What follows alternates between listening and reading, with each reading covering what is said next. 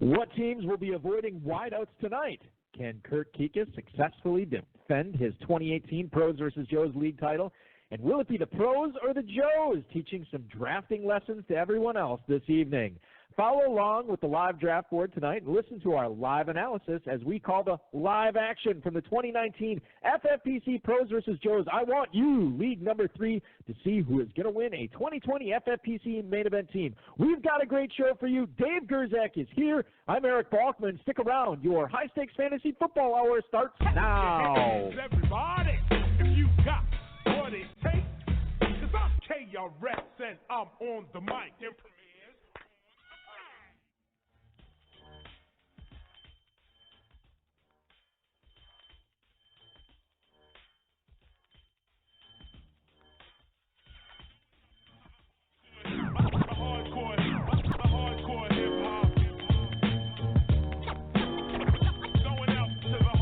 Broadcast live and heard around the world, you are now listening to the most entertaining hour of radio on the planet. It's the High Stakes Fantasy Football Hour presented by MyFFPC.com with your hosts Eric Balkman and Dave Gerzak. The High Stakes Fantasy Football Hour is your home for football analysis from the best fantasy players in the world. And now, because no one else was available, here are Eric Balkman and Dave Gerzak. With the master rhymer, that's the lead behind the video rapper. You know, the truck driver, tapper.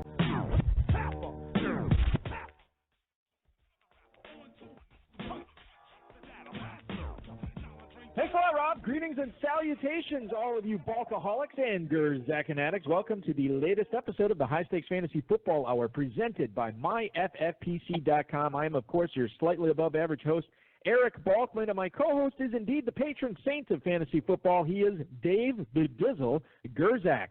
Tonight, it is the third of 6 special episodes for you. It's the Pros vs. Joes I Want You League number 3 draft tonight. And we're going to be covering it for you for the next 2 hours. You can follow the live draft board at the link I posted on my Twitter, as well as the show's Twitter and the FFPC's Twitter. It's also posted on our Facebook pages, and it's in the Blog Talk Radio chat room as well. Shout out to said chat room. A lot of familiar faces and some new ones in there right now. You can post your questions you might have in there. At HSFFhour, at Eric Balkman, at David Gerzak is where to find us on Twitter, Facebook.com/HSFFhour. And if you want to give us a call, feel free. 347-426-3682. That's 347-GAME-OVER. HighStakesFantasyFootball@gmail.com is where to send your email questions. We'll do our best to get to those throughout the evening. The producer and mutual friend is Rob. The best friend and audio engineer is Bryce. As a reminder, tonight, I lied last night, is the deadline extension day for the 2019 FFPC early draft slot announcement. If you get your teams paid off by midnight Pacific time tonight, you will make sure that you will get your draft slot July 29th. That is this coming Monday, I believe. Sunday or Monday, one of those 2 days, you'll get it. Either way, it's going to be in July, and you're going to start prepping for that $500,000 grand prize and a $3.1 million prize pool. You'll start prepping for that in July. Square those balances away today at myffpc.com. Dave, it is night 3, and then we get a brief respite. Special show on, well, not a special show. It's our regular show on Friday. We get a special guest on Friday coming up. I'll tell you who that is coming up later on the program. We're still doing the regular show? We're still doing the regular show. How are you holding up? I'm doing well, actually. You're doing some great analysis of these drafts. We got some excellent drafters in here this year. You know, normally we can kind of see, you know, at the first 2 or 3 drafts, and we're fairly diplomatic about it, some you know, teams that have no shot of winning. For the first 2 nights, I haven't seen any team. I would say these drafts, as long as I can remember, have a shot to win? They've been very, very competitive. Oh, that way. I would say, yeah. I would say everybody, yeah, somebody is going to win.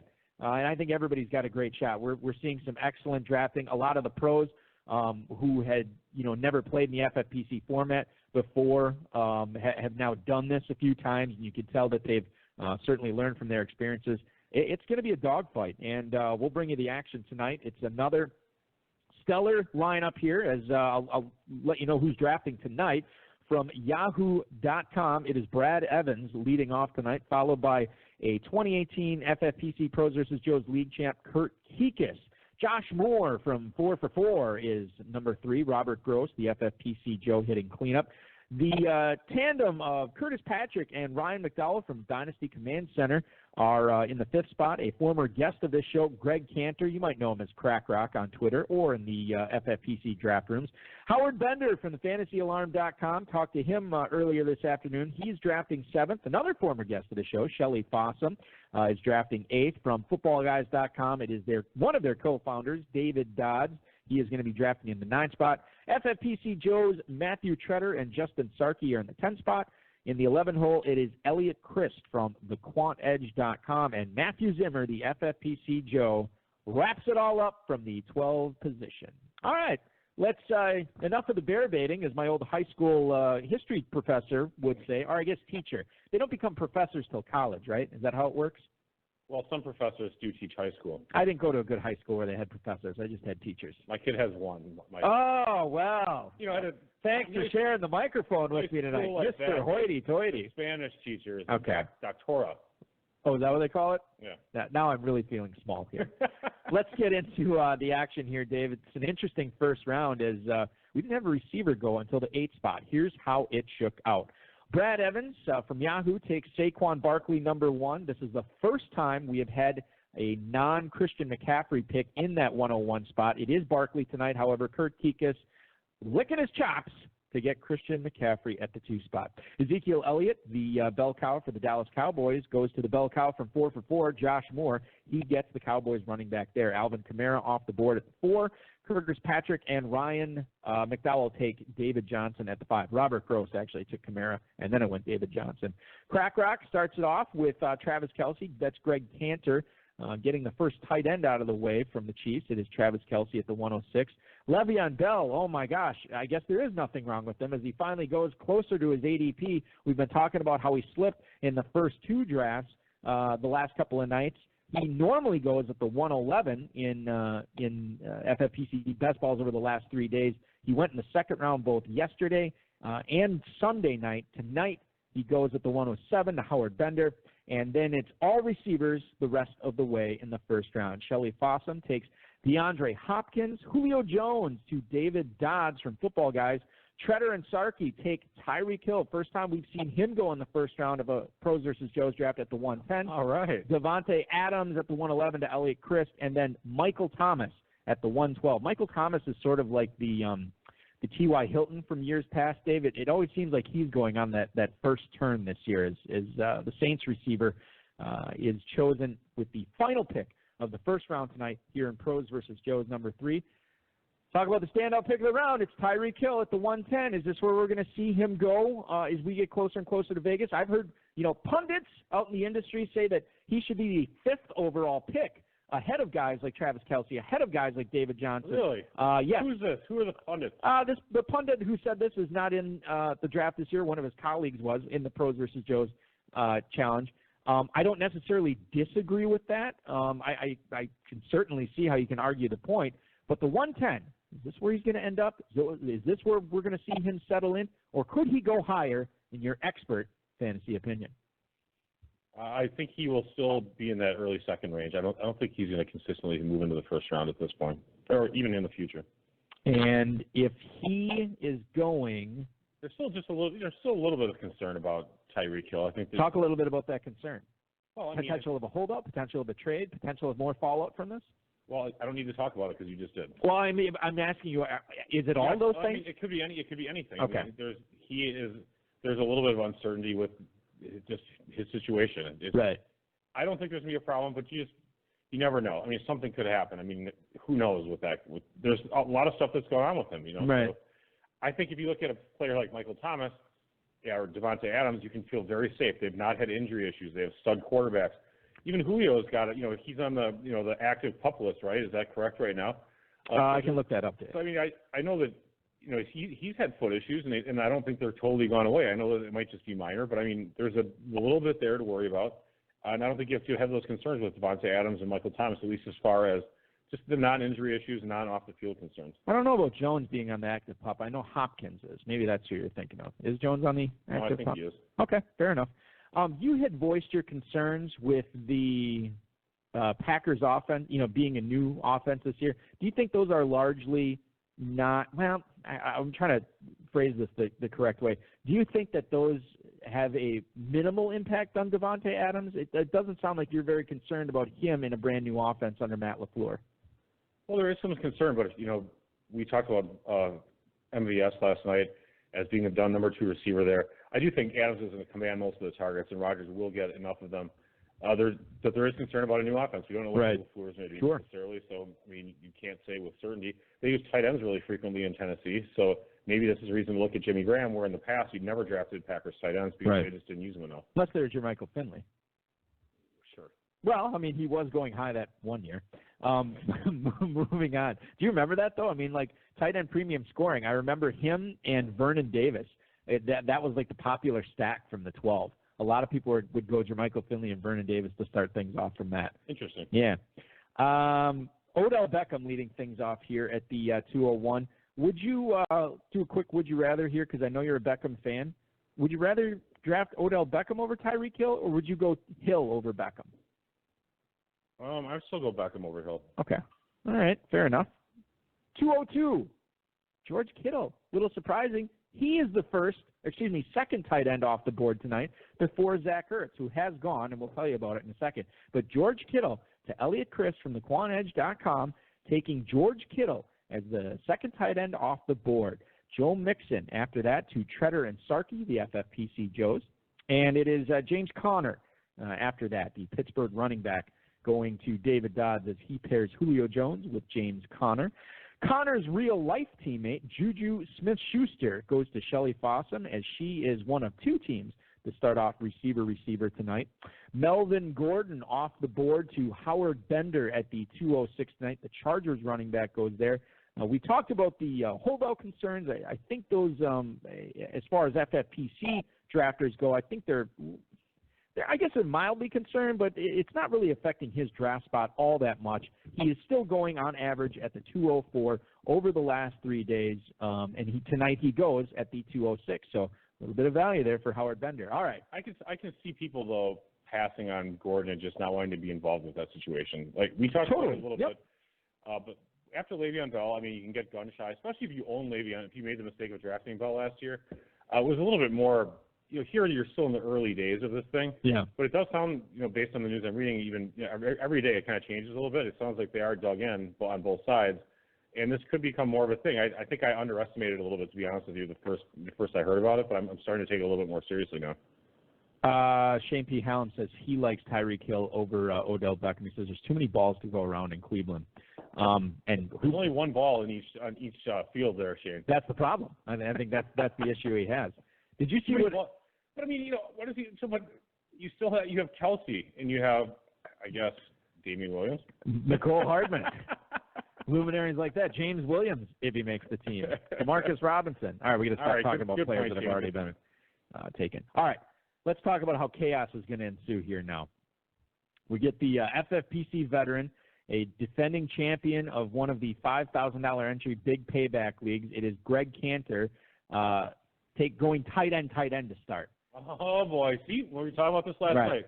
Now, he's trying to wreck the draft for everybody else. And this is where it becomes interesting for some of these pros who are not familiar with this format or are not used to drafting in this format. How do you handle it? Are you gonna start drafting a tight end maybe a round or two earlier than you normally would to make sure that you're getting a great one, an elite one? I guess you could make the case that all the elite ones are now gone with Zach Ertz going at the 207 to Crack Rock as he gets Travis Kelce and Ertz to start off. But we'll be watching these tight ends closely as this action unfolds over the next couple of rounds, Dave. Todd Gurley. I love that. I like that you did it. That's cool. Yes. And normally it happens I remember, was it who's our buddy who drafts in Kentucky? He's in a dynasty league with me. Craig Campbell. Craig Camper. Craig Campbell went tight end to start one of these pros versus Joe's draft. This is probably like 2 or 3 years ago. Yeah, that's right. It did not end well for him. So I will say that. I have seen a tight end start work before, Right. not here. Sigmund Bloom had a tight end one that worked, right? Yeah, he did. Well, I'm talking about triple tight end. Right, okay. I've seen that work in the football guys contest before, which, by the way, you can register for that at myffpc.com. $250,000 grand prize. Drafts going off every day in that. Now, I've seen that work. In Pros vs. Joes, I've never seen a triple tight end start work. That's not to say it can't. Hell, I would love to see it work in this format. That'd be so much fun to talk about. Sadly, I don't know if we will ever see that, but there's a lot of talented drafters in this contest.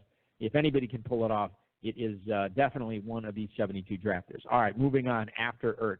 It is Todd Gurley going at the 208 to Curtis Patrick and Ryan McDowell. So they paired David Johnson with Todd Gurley. That is one hell of a start here as they go running back, but a lot of upside between those running backs. Mike Evans goes with Alvin Kamara on Robert Gross's team. Antonio Brown is the third to last pick of the second round as Antonio Brown goes to Josh Moore from 4 for 4.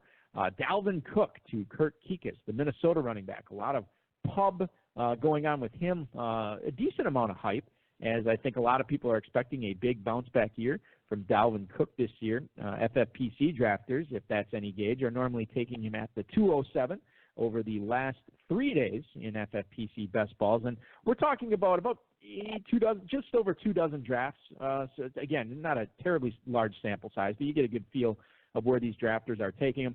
And then the final pick of the second round, it is Nick Chubb to Brad Evans from Yahoo.com. And that is your second round, half of it made up of running backs. 4 receivers go off the board, and then a pair of tight ends. Nothing really stands out to me other than the ones that we had seen thus far. Joe Mixon, I guess you could make the case that he slipped a little bit again. He normally goes at the 202. He goes at the 203 tonight, so I don't think that's that big of a value. Chubb at the 212 is pretty late for Chubb. He's going about early. Yeah, and we saw him go in the first round on Sunday night, Dave, to the Scott Fishbowl champion. Why can I not think of his name now? I should remember this. Scott Lane, right? Wasn't that his name? I believe so. Let's go with that. And winning the Scott Fishbowl is, well, nice. It's not something that's, going to always make someone's name stick in the back of my brain. It should. It's my fault. I blame I have nobody to blame but myself, Dave. You talked about Nick Chubb's ADP normally going at the 205, falls at the 212 tonight. So there you go. Anything else standing out to you over the second round here, Dave? I mean, we had 3 teams go running back. We had 2 teams go receiver. We saw 1 team go tight end. So there is there's a potential for some fireworks here. I was going to say, usually you don't see a Hopkins Juju start because usually Hopkins goes a tad earlier and Juju goes a tad earlier. So that's kind of an interesting and fun and good start for Shelley Fossum. That is fun. It is fun and interesting. I like it. It's fun-interesting. I mean, they're both great players in their prime, no injury issues at all. It's really good quarterback play. So I like that. Although Hopkins is on the active pup for what it's worth. That is true. Tore ligaments off his shoulder. But you're right. I was listening to the KFFSC podcast actually earlier today, and the commissioner, Farrell Elliott, he believes that Hopkins, while he put up insane numbers last year, he thinks Hopkins is going to do even more in 2019. So we'll see what happens with that. Let's move on to the third round. It is Turn Yes, T.Y. Hilton at the 301 once again tonight. Really, it doesn't surprise me anymore. He's always on the turn. He will never get picked in the mid-rounds. It just does not happen in the middle of the round. Every year. Damian Williams is the third consecutive running back drafted by Kurt Kikas, who won one of these leagues last year. Damian Williams, the running back start in Pros versus Joes. Now, we saw some interesting stuff last night from Patrick Beasley, and then, of course, 2016 FFPC main event winner David Hubbard. And I'm telling you right now, Dave, I think there's the potential for seeing some more crazy stuff tonight. We'll see. We'll keep an eye on good old Dr. Kikas there in the 2-hole tonight, see how his team develops. But there's some potential there for a real interesting-looking roster. Dr. Kikas, does he teach high school? No. Oh. Keenan Allen is maybe he did at some point. I don't know. Keenan Allen is the 303 pick tonight for Josh Moore, followed by Stephon Diggs, as he is the first Vikings receiver off the board tonight. Robert Gross gets him at the 304. Amari Cooper, the Dallas Cowboys receiver, to Dynasty Command Center's Curtis Patrick and Ryan McDowell in the 5 spot. He is their number 1 receiver. Leonard Fournette off the board at the 306 to team tight end. That is Crack Rock pairing Fournette with Travis Kelce and Zach Ertz. I guess he's not pairing them. He's bringing him into the fray there, as you can't have a pair of three. A.J. Green to Howard Bender is the first receiver he drafts. He's his number one receiver. Boy, that's an interesting team 2 years ago, Dave. Bell, Gordon, and A.J. Green. True. We'll see how it turns out this year. Could be interesting this year. Adam Thielen, the third consecutive receiver drafted by one Shelley Fossum. Hopkins, Smith-Schuster, and Thielen. Thielen goes at the 308 tonight.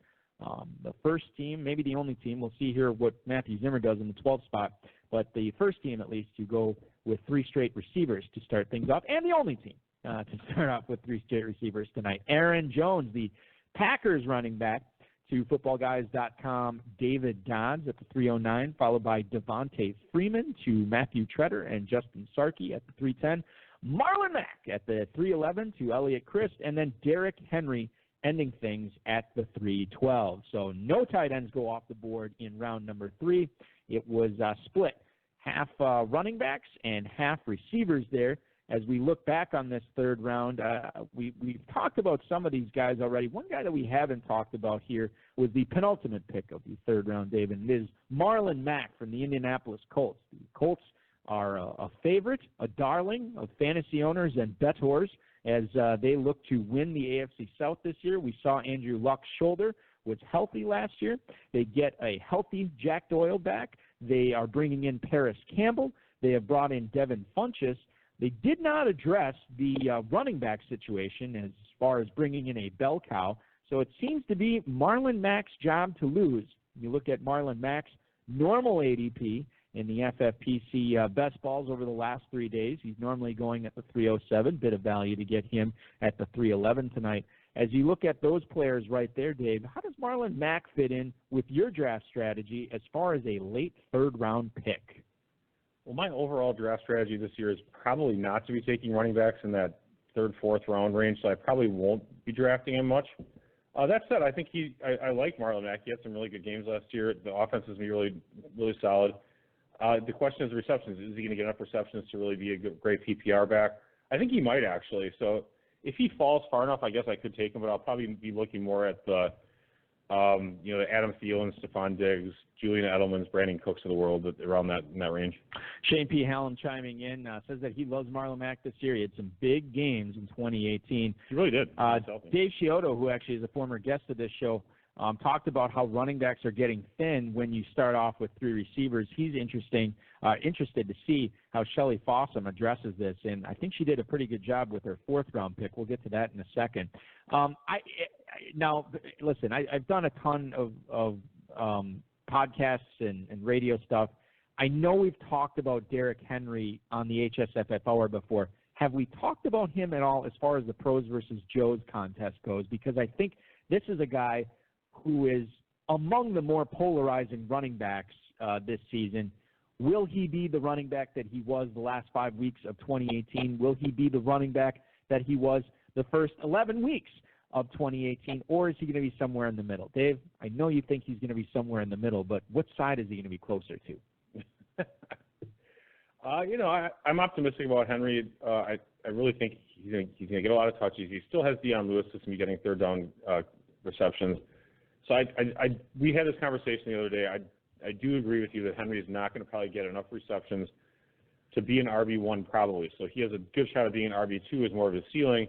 But then what is his floor? His floor could be worse. So is that where you want to draft a player in the third round? And I get back to my case that I'm making is that I'm probably looking at receivers more in that range.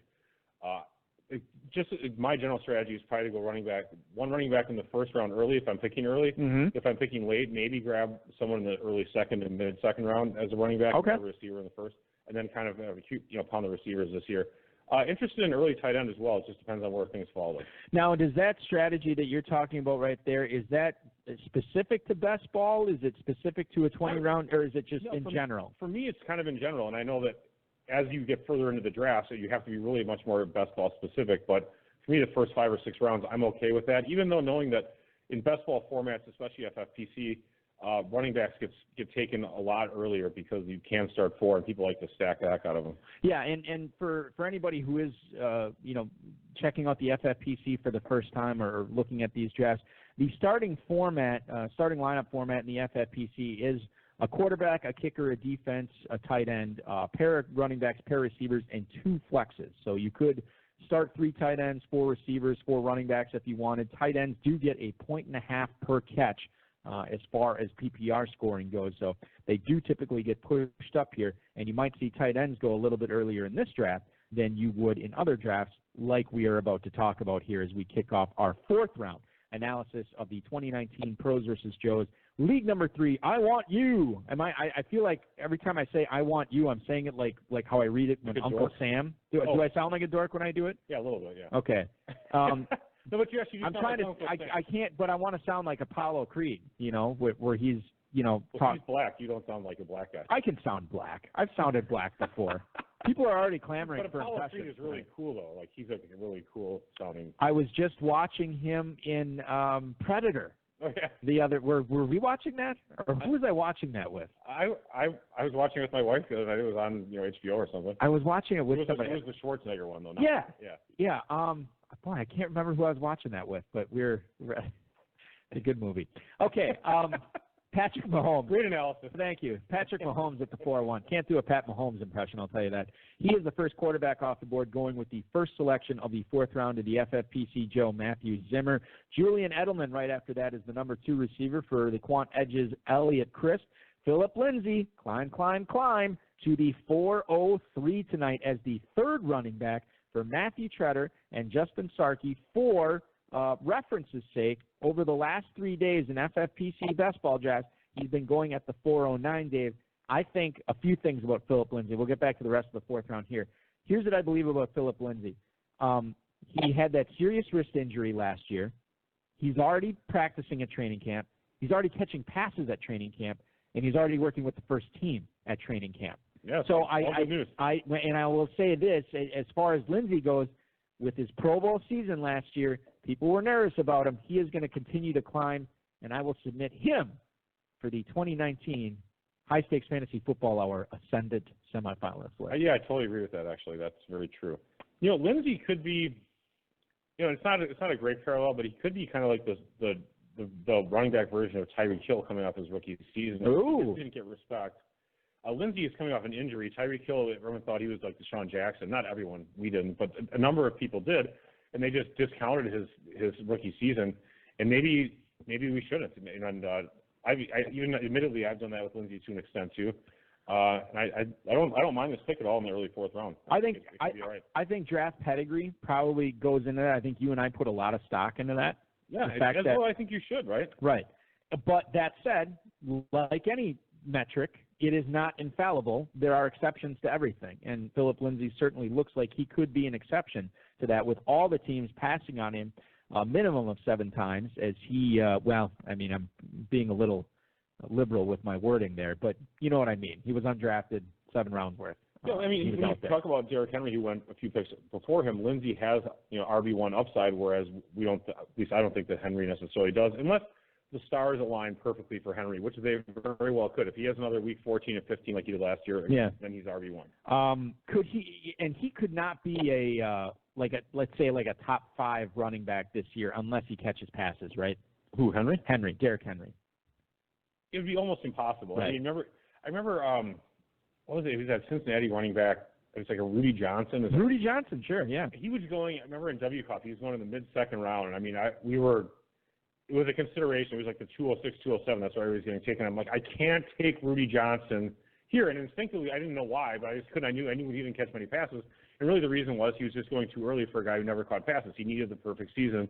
And I think you kind of need that with Henry, although Henry's a lot cheaper than Rudy Johnson. Indeed he is, as he's going in the 4th round here. Let's take a break from the drafting action and get go to the phone lines here. At the 626 area code, you're on the High Stakes Fantasy Football Hour with Dave and Balky. Whom are we speaking to? Somebody had to do something to end all that babble. This is Dr. Kurt.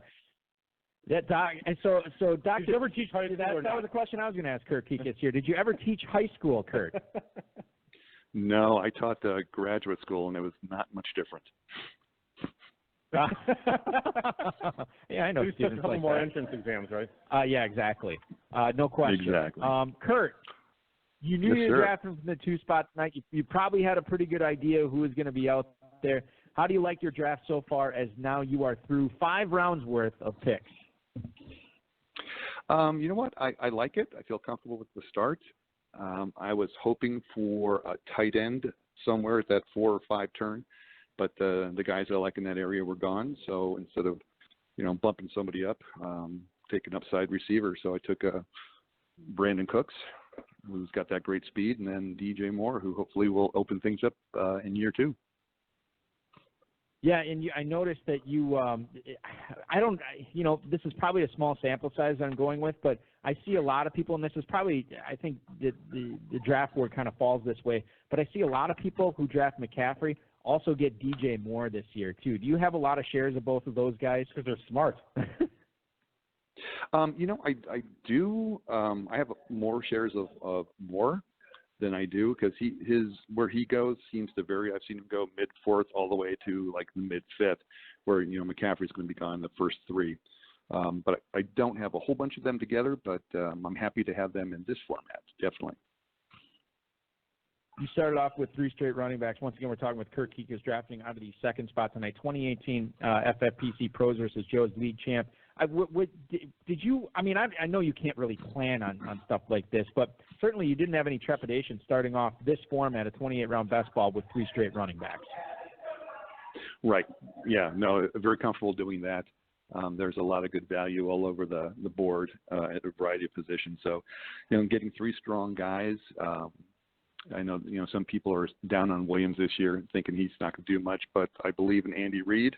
I know they've got Hyde down there, but I think taking Williams as my 3rd running back gives me a lot of good upside when I pair them with him with CMC and Cook, definitely. Yeah, for the 411 with Brandon Cooks here, I want to ask you about him, because you had the opportunity for either of the big Rams receivers, Cooks or Woods. What was it that sold you on Cooks over Woods for Jared Goff's favorite receiver here this year? Speed. I like the speed. I don't have a lot of the Rams receivers, period. Just a smattering of the 3 of them. But I think, at that turn, someone who's explosive, it can give me, those long touchdowns. That's something I'm looking for. You always want explosion on the team. Yeah. Kurt Kikas joining on the High Stakes Fantasy Football Hour here on the Pros versus Joe's coverage. Kurt, let's talk about Greg Cantor real quick here, as he started off with Travis Kelce and Zach Ertz. The tight end. Do you expect to see these tight ends get pushed up a little bit more? I mean, we saw 3 of them go off the board in round 4 as some of these pros might scramble to grab one. I know that always kind of throws even football guys' drafts into chaos a little bit when somebody doubles up on tight ends right away. What do you expect to see now with that position in this draft? I don't know. I don't think that really impacts kind of at least the way I think. In terms of, trying to grab a tight end. There's still a lot of value out there. It may fluster some folks when you see 2 of the top 3 tight ends in this format go to one team. Greg is a great drafter, and now he doesn't have to worry about tight ends for quite a while, and he can be, taking his pick of, the good receivers and running backs that fall to him in the middle. But I think we'll see, some tight ends go, half a round to a round early now. As some folks might panic. Not only is he defending his belt in this competition as far as the league goes, he will be defending his belt in the 2019 Football Guys Players Championship live on the HSFF Hour Draft. That is a week from Friday. I know I have to do my homework and pull up all the wonderful picks you made there and how crazy that finish was as far as who won that league. It was razor-thin margins. So I look forward to covering your draft then. And I also want to thank you for correcting us on our Italian wine knowledge last night. It was totally inexcusable, and I'm glad we have somebody cultured enough to listen to the show to bring that to our attention. So thank you. No Chianti tonight. Yeah, Amarone. Try the Amarone. It's a wonderful wine. Amarone. We got it. We will do that, and we always love talking to you. Kurt, thanks so much for calling in. Exactly. I can't afford that wine. All right, good luck, man. Good luck the rest of the way. Enjoy the draft. All right, Bye-bye. Perfect. You got it. Thank you. Dr. Kurt Kikas there from the two-hole tonight, drafting in the Pros versus Joes competition. Always good to hear from him. And let's keep it going here, Dave. I want to go to the 908 area code right now and bring in another caller who is live on the High Stakes Fantasy Football Hour. Who is this? Hey, what's going on, guys? It's Robert Gross. I'm drafting right now in I was in the 4 slot. And you still are. FFPC Joe, Yeah. Robert Gross, drafting out of the 4 spot tonight. So it's great to hear from you, number one. Can you tell us a little bit about your prep and knowing that you had the 4 spot? What were you sort of trying to accomplish here in these first 5 rounds, as far as the roster construction goes? What were you expecting? Kind of take us through your thought process here, Robert. Yeah, just kind of, running some, checking the ADP, every few days, and then running some, tests out of what I would consider to be like, me drafting from the 4 spot who I think could be there, and then kind of giving myself a few options at that spot, and then just kind of, looking into those players that might be around, who I think I might like just right off the bat and who I think I would need to look into. And then, like you said, the other part of it is coming up with a strategy that, for roster construction, because that's, for me, in something like this, that might even be more important. You want to be able to look at your team and say, it's balanced and I like it. And I think this is a team that, can get me through the season because, with this, there's no waiver moves or anything. So you get what you get when you draft, and that's it. So you got to make sure that you prepare accordingly. Robert, we were just talking to Kirk Kikas about this. The fact that Greg Cantor started off tight end, did that affect your decision when you're drafting at the 409 there in grabbing Evan Engram, or was that sort of a player that you were targeting in that area anyway? Yeah, Evan Engram was kind of the guy that I thought I would get in the 4th round if he was there. I would have thought long and hard about DJ Moore, but I think he was taking a pick before me, or 2 picks before me. But yeah, Evan Engram was pretty much the guy because I just, I have a certain amount of tight ends that I'm looking to acquire, and I think Evan Engram is a solid tight end one. I think that there's a lot of available targets with OBJ being gone, especially down in the red zone. I think Ingram's going to be like a pseudo slot receiver. I think they're going to put him outside once in a while. I think there's going to be a lot of opportunity for him coming up here. Talking with Robert Gross, who's drafting in tonight's Pros versus Joes League number 3 competition from the 4 spot. And according to the draft board I have in front of me, it looks like you are on deck right now. You have your draft so far is Kamara, Mike Evans, Stephon Diggs, Evan Engram, and Tariq Cohen thus far. Now you are on the clock at the 609. Who's going to be the pick here, Robert? So somebody fell to me that I didn't expect to be here. I'm probably going to wind up taking him. I would have taken Rashad Penny, but he just went. But even with this player here, I think this is good value here. I'm going to take Tevin Coleman, the running back. Tevin Coleman, San Francisco 49ers running back. He is the first 49ers running back off the board. Can you just kind of give us your insight on why you think he is the 49ers running back to own in 2019? Well, I think that offense should be a lot better this year. Jimmy Garoppolo going down last year was a big blow for them early on. And I like Kyle Shanahan a lot as a play caller, as an offensive mind. And they went to go get this guy in the off season. They had Jerick McKinnon on the roster, so I think that they must really like this guy because they went out and they signed him. And Tevin Coleman's always been a favorite player of mine. I'd like to see what he could do in a featured role. I don't know if he's going to get a tremendous amount. I don't know if he's going to be a bell cow guy, but I'm hoping for, I think with where I got him, I think that's pretty good value. And I think at this point in the draft, the running backs are going to slim out here pretty soon. So I think it's important to make sure you have a couple guys like that. Yeah, you certainly don't need to be a bell cow to outpace your draft value in the 6th round, no question. And he is your number 3, too, which is good depth there. So Kamara, Cohen, and Coleman in your backfield, Evans and Diggs outside, Evan Ingram crushing it up the middle at your tight end. So you got the formation of a pretty good team here, Robert. Keep up the good work. Thanks so much for chiming in, and good luck winning that $500,000 this year for the FFPC main event, dude. Yep, thanks, guys. Robert Gross chiming in, drafting from the 4 hole tonight, and you just heard him make that Tevin Coleman pick live on the air. Much as I would love to dwell on that and keep talking to these guests, Dave, we've kind of fallen behind on our end of the bargain in fulfilling the draft coverage here, the pick-by-pick. I'm going to go back to the 4th round where we left off. We just got done talking about Philip Lindsay. Here are the picks after that, starting with the 404, Hunter Henry to David Dodson, football guys. Kerryon Johnson was the first running back chosen by Shelley Fossum as she started with 3 straight receivers.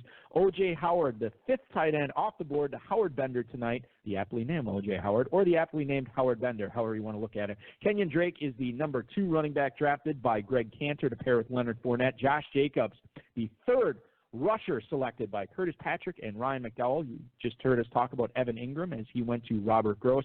Last 3 picks of the 4th round, James White, Brandon Cooks, and Chris Godwin to Josh Moore, Kurt Kikis, and Brad Evans, respectively. Going off in the 5th round here, David Montgomery to Brad Evans as his number 3 running back. So we're seeing a lot of teams with 3 running backs early. I believe I'm just counting this up now, through 5 rounds we have 1, 2, 3, 4, 5, 6 teams. So half the league already has 3 running backs through 5 rounds, something to be paying attention to as far as the receiver value slipping a little bit tonight. We don't have anybody crazy like a couple. Well, I'm not going to say that yet. We could see some interesting draft strategies. We're only in the 7th round here, so there's plenty of time to do some weird, wild stuff here. All right, David Montgomery to Brad Evans, DJ Moore to Kurt Kikis, Robert Woods to Josh Moore as his 3rd receiver, Tariq Cohen to Robert Gross, Kenny Galladay, the number 2 receiver drafted by the Dynasty Command Center guys, and then Tyler Lockett, the number 1 receiver for Greg Cantor, who went tight end, running back. Chris Carson, the 3rd running back for Howard Bender there, Mark Ingram to Shelley Fossum, and then Sony Michel, the 3rd rusher for David Dodd, the New England Patriots running back. Jared Cook is the 7th tight end selected tonight to Matthew Treader and Justin Sarkey at the 5'10", and then completing the 5th round is a pair of receivers, Cooper Kupp and Alshon Jeffries, as he goes to Matthew Zimmer with the final pick of the 5th round. I look at this, Dave. So the Lockett thing, the fact that he's the number 1 receiver for Greg Cantor, that's going to be interesting. I thought that was pretty good value, not only with Chris Carson to Howard Bender, but Mark Ingram to Shelley Fossum. I think when you go receiver, and end up with a starting running back field of Kerryon Johnson and Mark Ingram, you could do a lot worse, and Shelley did not.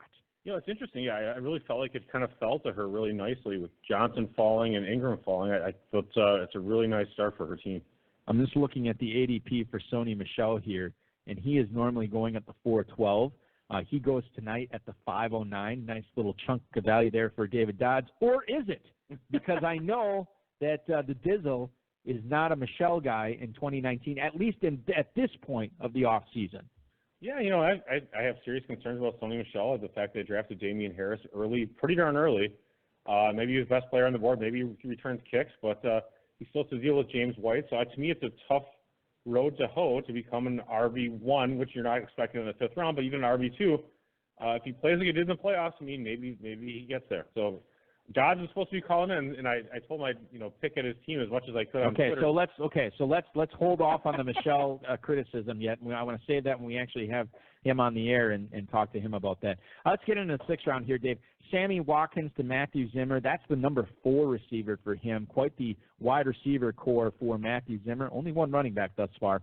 Vance McDonald, the number 2 tight end drafted by Elliot Chris, as he pairs McDonald to go with Kittle at his tight end situation. Allen Robinson, the number 2 receiver for Treader and Sarkey. Calvin Ridley off the board at the 604 tonight. So David Dodd starting 2 receivers. You guessed it.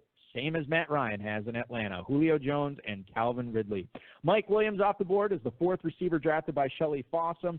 Jarvis Landry is the number 2 wideout for Howard Bender here at the 606 tonight. Tyler Boyd, the newly rich Tyler Boyd, to Crack Rock. He only drafts receivers named Tyler. It's Tyler Lockett and Tyler Boyd on his team in the 5th and 6th round. The only 2 receivers he has, there's more drama with that for what Crack Rock did in the 7th. We'll talk about that in a second here. Yeah, attaboy. Trio of running backs here, Rashad Penny to Patrick and McDowell, Tevin Coleman. You heard Robert Gross make that pick live on the air. And then Latavius Murray, the new New Orleans Saint, to Josh Moore from 4 for 4 here at the 6'10". And then a pair of receivers, or slender receivers, Dante Pettis to Kurt Kikas as he gets him as the number 3 receiver. And then Robbie Anderson finishing off the 6th round as the 3rd receiver drafted by Brad Evans. Latavius Murray, Dave, guy that had standalone value last year in Minnesota. Now he's backing up Alvin Kamara. Playing a role, playing the Ingram part. And playing the Ingram part. But you know what he does better than Mark Ingram? Catch passes. I like me some Latavius Murray this year, Mike. I don't know if he does catch passes. Well, let's look it up. I will do it right now. Don't think I won't. So let's talk about Latavius Murray. And he sucks. No. Do you really? Honestly? No, I like him. Okay. I like Murray. I like him in that spot. I like him in that offense. He's not going to catch as many. Yeah, you're right. He only caught 22 last year. I thought it was higher than that. He does have 128 in his career. For whatever that's worth. Well, in 2015, he caught 41. This is interesting.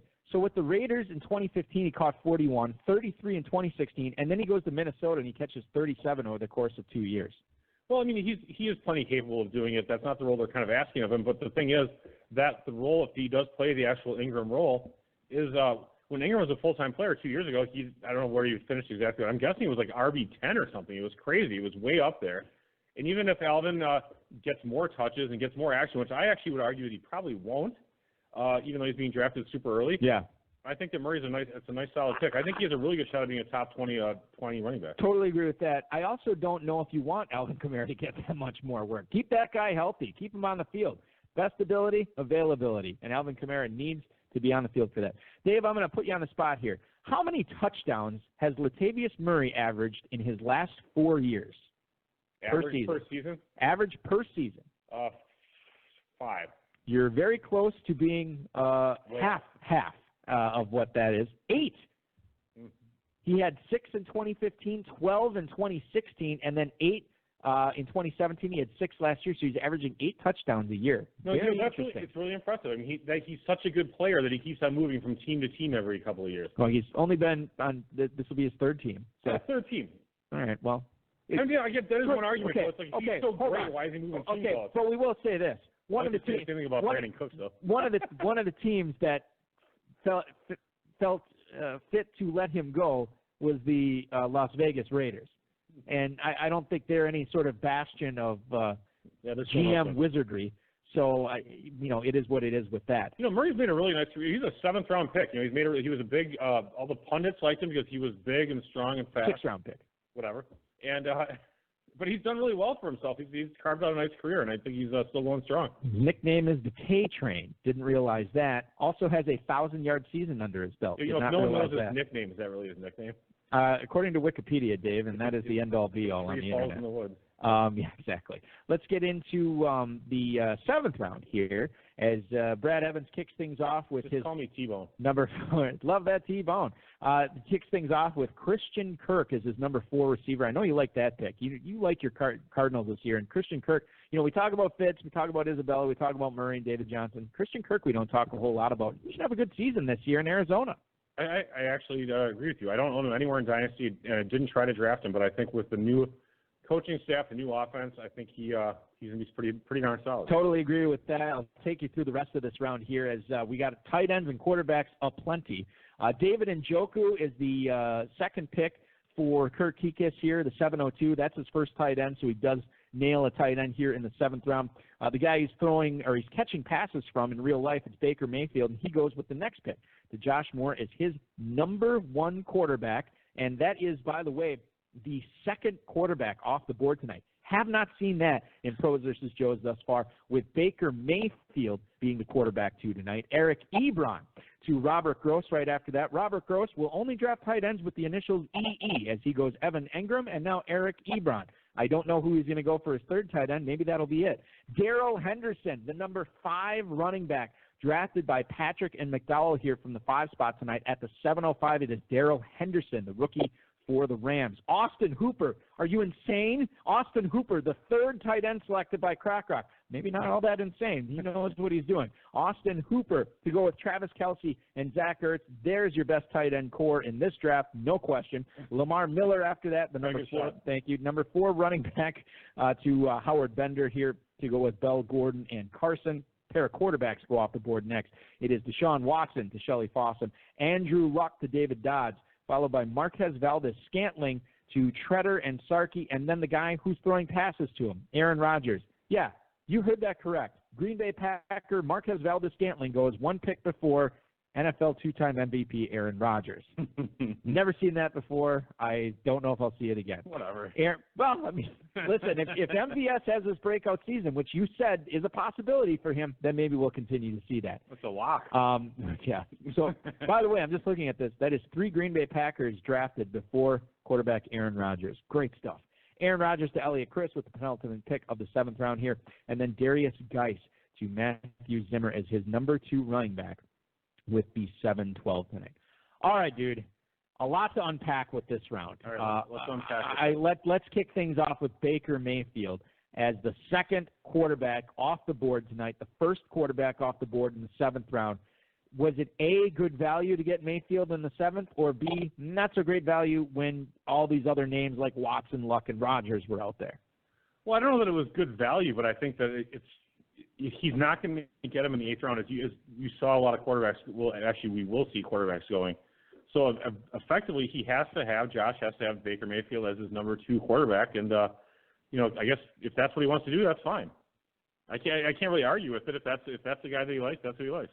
You got to get your guys, Dave, and that's exactly what Josh Moore from 4 for 4 did. I want to get back to the 7th round analysis, but before we do, let's head out to the 617 as we welcome in another guest on tonight's live coverage of the Pros versus Joes on the High Stakes Fantasy Football Hour. What's up? You're on the air with Dave and Balky. Hi, so it's Richard Lane from the first draft. From Rich Lane, man, it is good to hear you. Yeah, well, I'm just calling with draft. I'm calling with draft envy.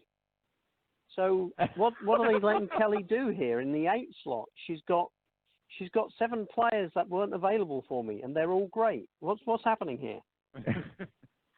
This is interesting because each and every one of these drafts are different. And now you were at the 8th spot on Sunday night, right, Rich? Exactly. Yeah, exactly. You picked the wrong week to be in there, buddy, didn't you? Yeah, nice job. So you're loving Shelley's draft the wrong night. Yeah. You're loving Shelley's draft here. Yeah, she's compiling a tremendous team. Yeah, no, she's an excellent drafter. She knows what's going on. If we can flash back to Sunday night, what was sort of your takeaway from the squad you drafted? How happy you were with it? How disappointed you were with it? I don't really know how you felt like how you landed, but your analysis on how you did on Sunday night in this format. Yeah, I'm concerned about my receivers a little bit. There's a couple of players I expected to slip to me and they didn't, so I ended up with taken 3 running backs rounds 3 through 5. I planned to come back and take a wide receiver in that 5th round, but when James White was available, I couldn't turn him down in the 5th round. So, and then Tyler Boyd just went the slot before me in the 6th. So at that point, I had to drop off to other wide receivers. So I went with Andrew Luck, and I think I have a solid team. It's just whether or not I can get performance from my second wide receiver spot. Well, and hopefully, we'll see what happens as far as how your team turns out. I think I remember when we went over your team at the end, we didn't have a whole lot we didn't poke too many holes in it. I thought it was a solid squad. Well, he hung up and then we ripped on it. No, come on, that's not what happened. That's completely not what happened. No, that's true. Dave definitely. Eric, you were kind. Dave ripped on it.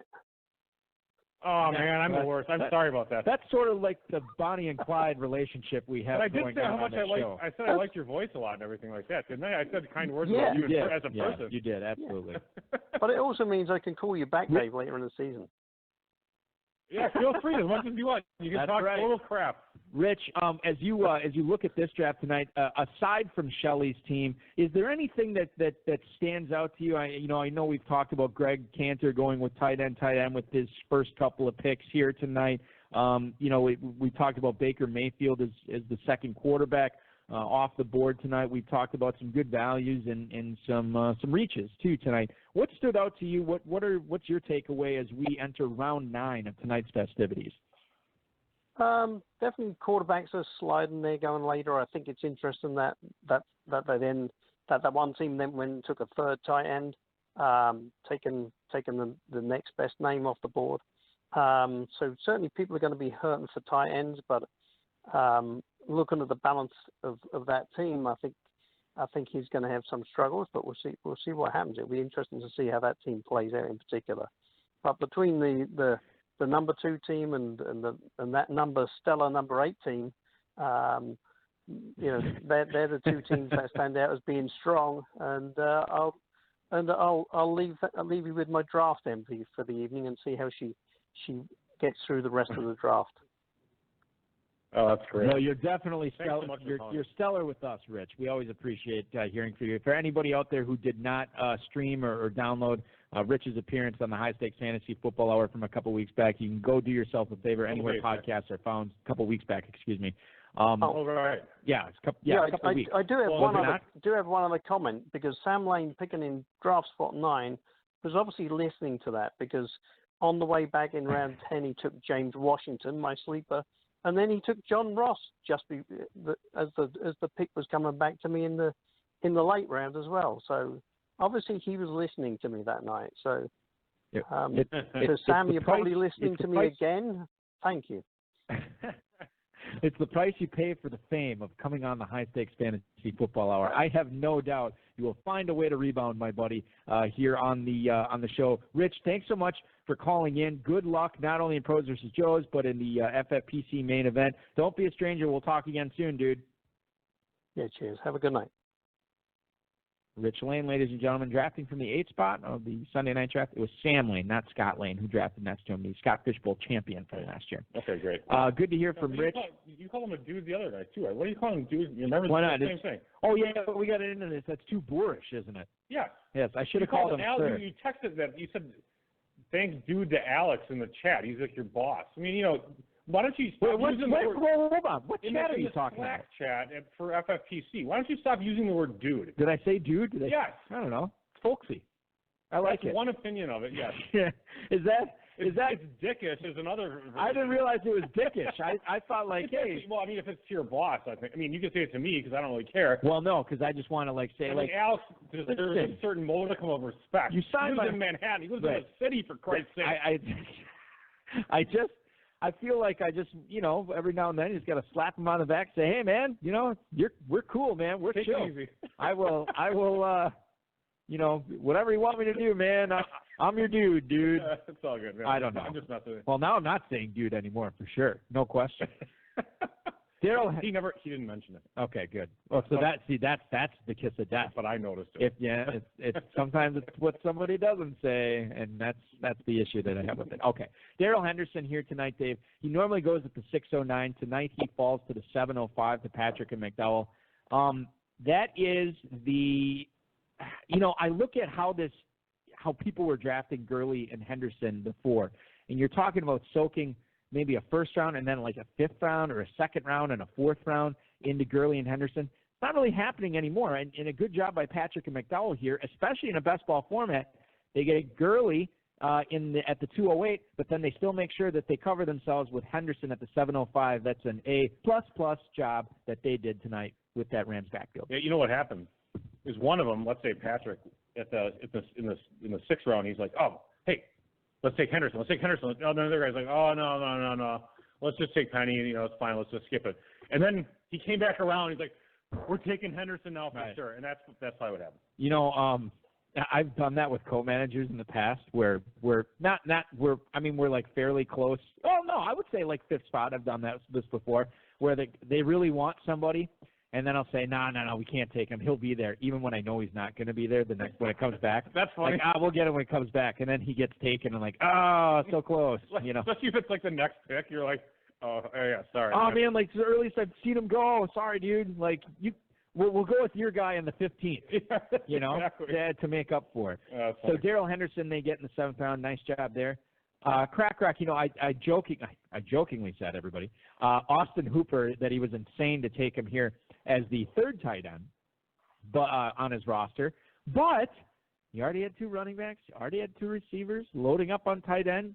And dude, in this format, your 3rd tight end is a guy who caught 74 passes in 2018. You can do a lot worse than that. And he not only has the best tight ends in this draft, Dave, with Kelsey, Ertz, and Hooper, he might end up having the best tight end core of anybody in the Pros vs. Joe's competition. Yeah, congratulations. You get a ribbon for that. But you want to really try and win your league and win the overall thing. And I think that's what he's trying to do. I think I don't think that's the correct strategy. I'm sorry, Crack Rock. I love you. You're great. But I don't know that I would. If you're doing the first 2 picks, fine. Do that. But you really need to be stacking running backs and receivers, and then taking Hooper and then Ryan. I don't think you can afford to do that when you're in round 7 and 8. When you punted running back and receiver. I mean, you punt both those positions pretty much in the first couple of rounds. Sure. You really got to come back on him, and he's kind of not done that. Well, we'll see what happens with that. Long way to go in this draft as we're about 1/3 of the way through, just completing round 9. Yikes, we're falling behind. Round 8, let's get into that. 801 was Miles Sanders to Matthew Zimmer, so that is an interesting running back core of Derrick Henry, Darius Geis, and then Miles Sanders. I'll have some things to say about that in about a half hour. Curtis Samuel to Elliott Chris from the Quant Edge. That is his number 4 receiver tonight. Carson Wentz, the first quarterback drafted by Treader and Sarkey here at the 803, followed by Austin Eckler. David Dobbs, footballguys.com. And Two-Packer chiming in on that pick from the chat. More hot yoga from the Football Guys with Eckler. In other words, you're going to have to do some stretching when you reach like that. Did not care for that pick, Dave, for Austin Eckler there. David Dodds is his number 4 running back. More on that later. Well, you know, or more on it now. Go ahead. Yeah, no, that's all right. Eckler, who took him kind of early yesterday? I can't remember who it was now. It was earlier. Wasn't it another? I thought it wasn't Sigmund Bloom, was it? It might have been. I thought it was another football guy. I think you're right. These guys might have inside information over there, and they're not telling everybody. Or maybe I'm not checking their site, and they are. Yeah. That's, listen, all entirely possible. I'm looking up the draft board from last night to find out, because I think you are right when we talk about the pick made by Austin Eckler, where he was taken. Thank you. I think it was Sigmund Bloom. I'm trying to read and talk at the same time, and I can't even talk just by, if that's, if that's what I'm doing, I can't even do that. But then there's all this discussion about Justin Jackson getting touches and and so then, I mean, how great is it? You have to assume that Gordon is going to miss time or miss the season, and then they still kind of split.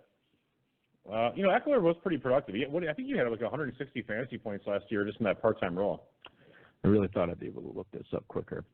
No, it's too late. It's too late, Dave. I have it in front of me right now. I can tell you that it was not. Keekus already said it was Bloom in a chat room. Okay, it was Austin Eckler. And he also took him.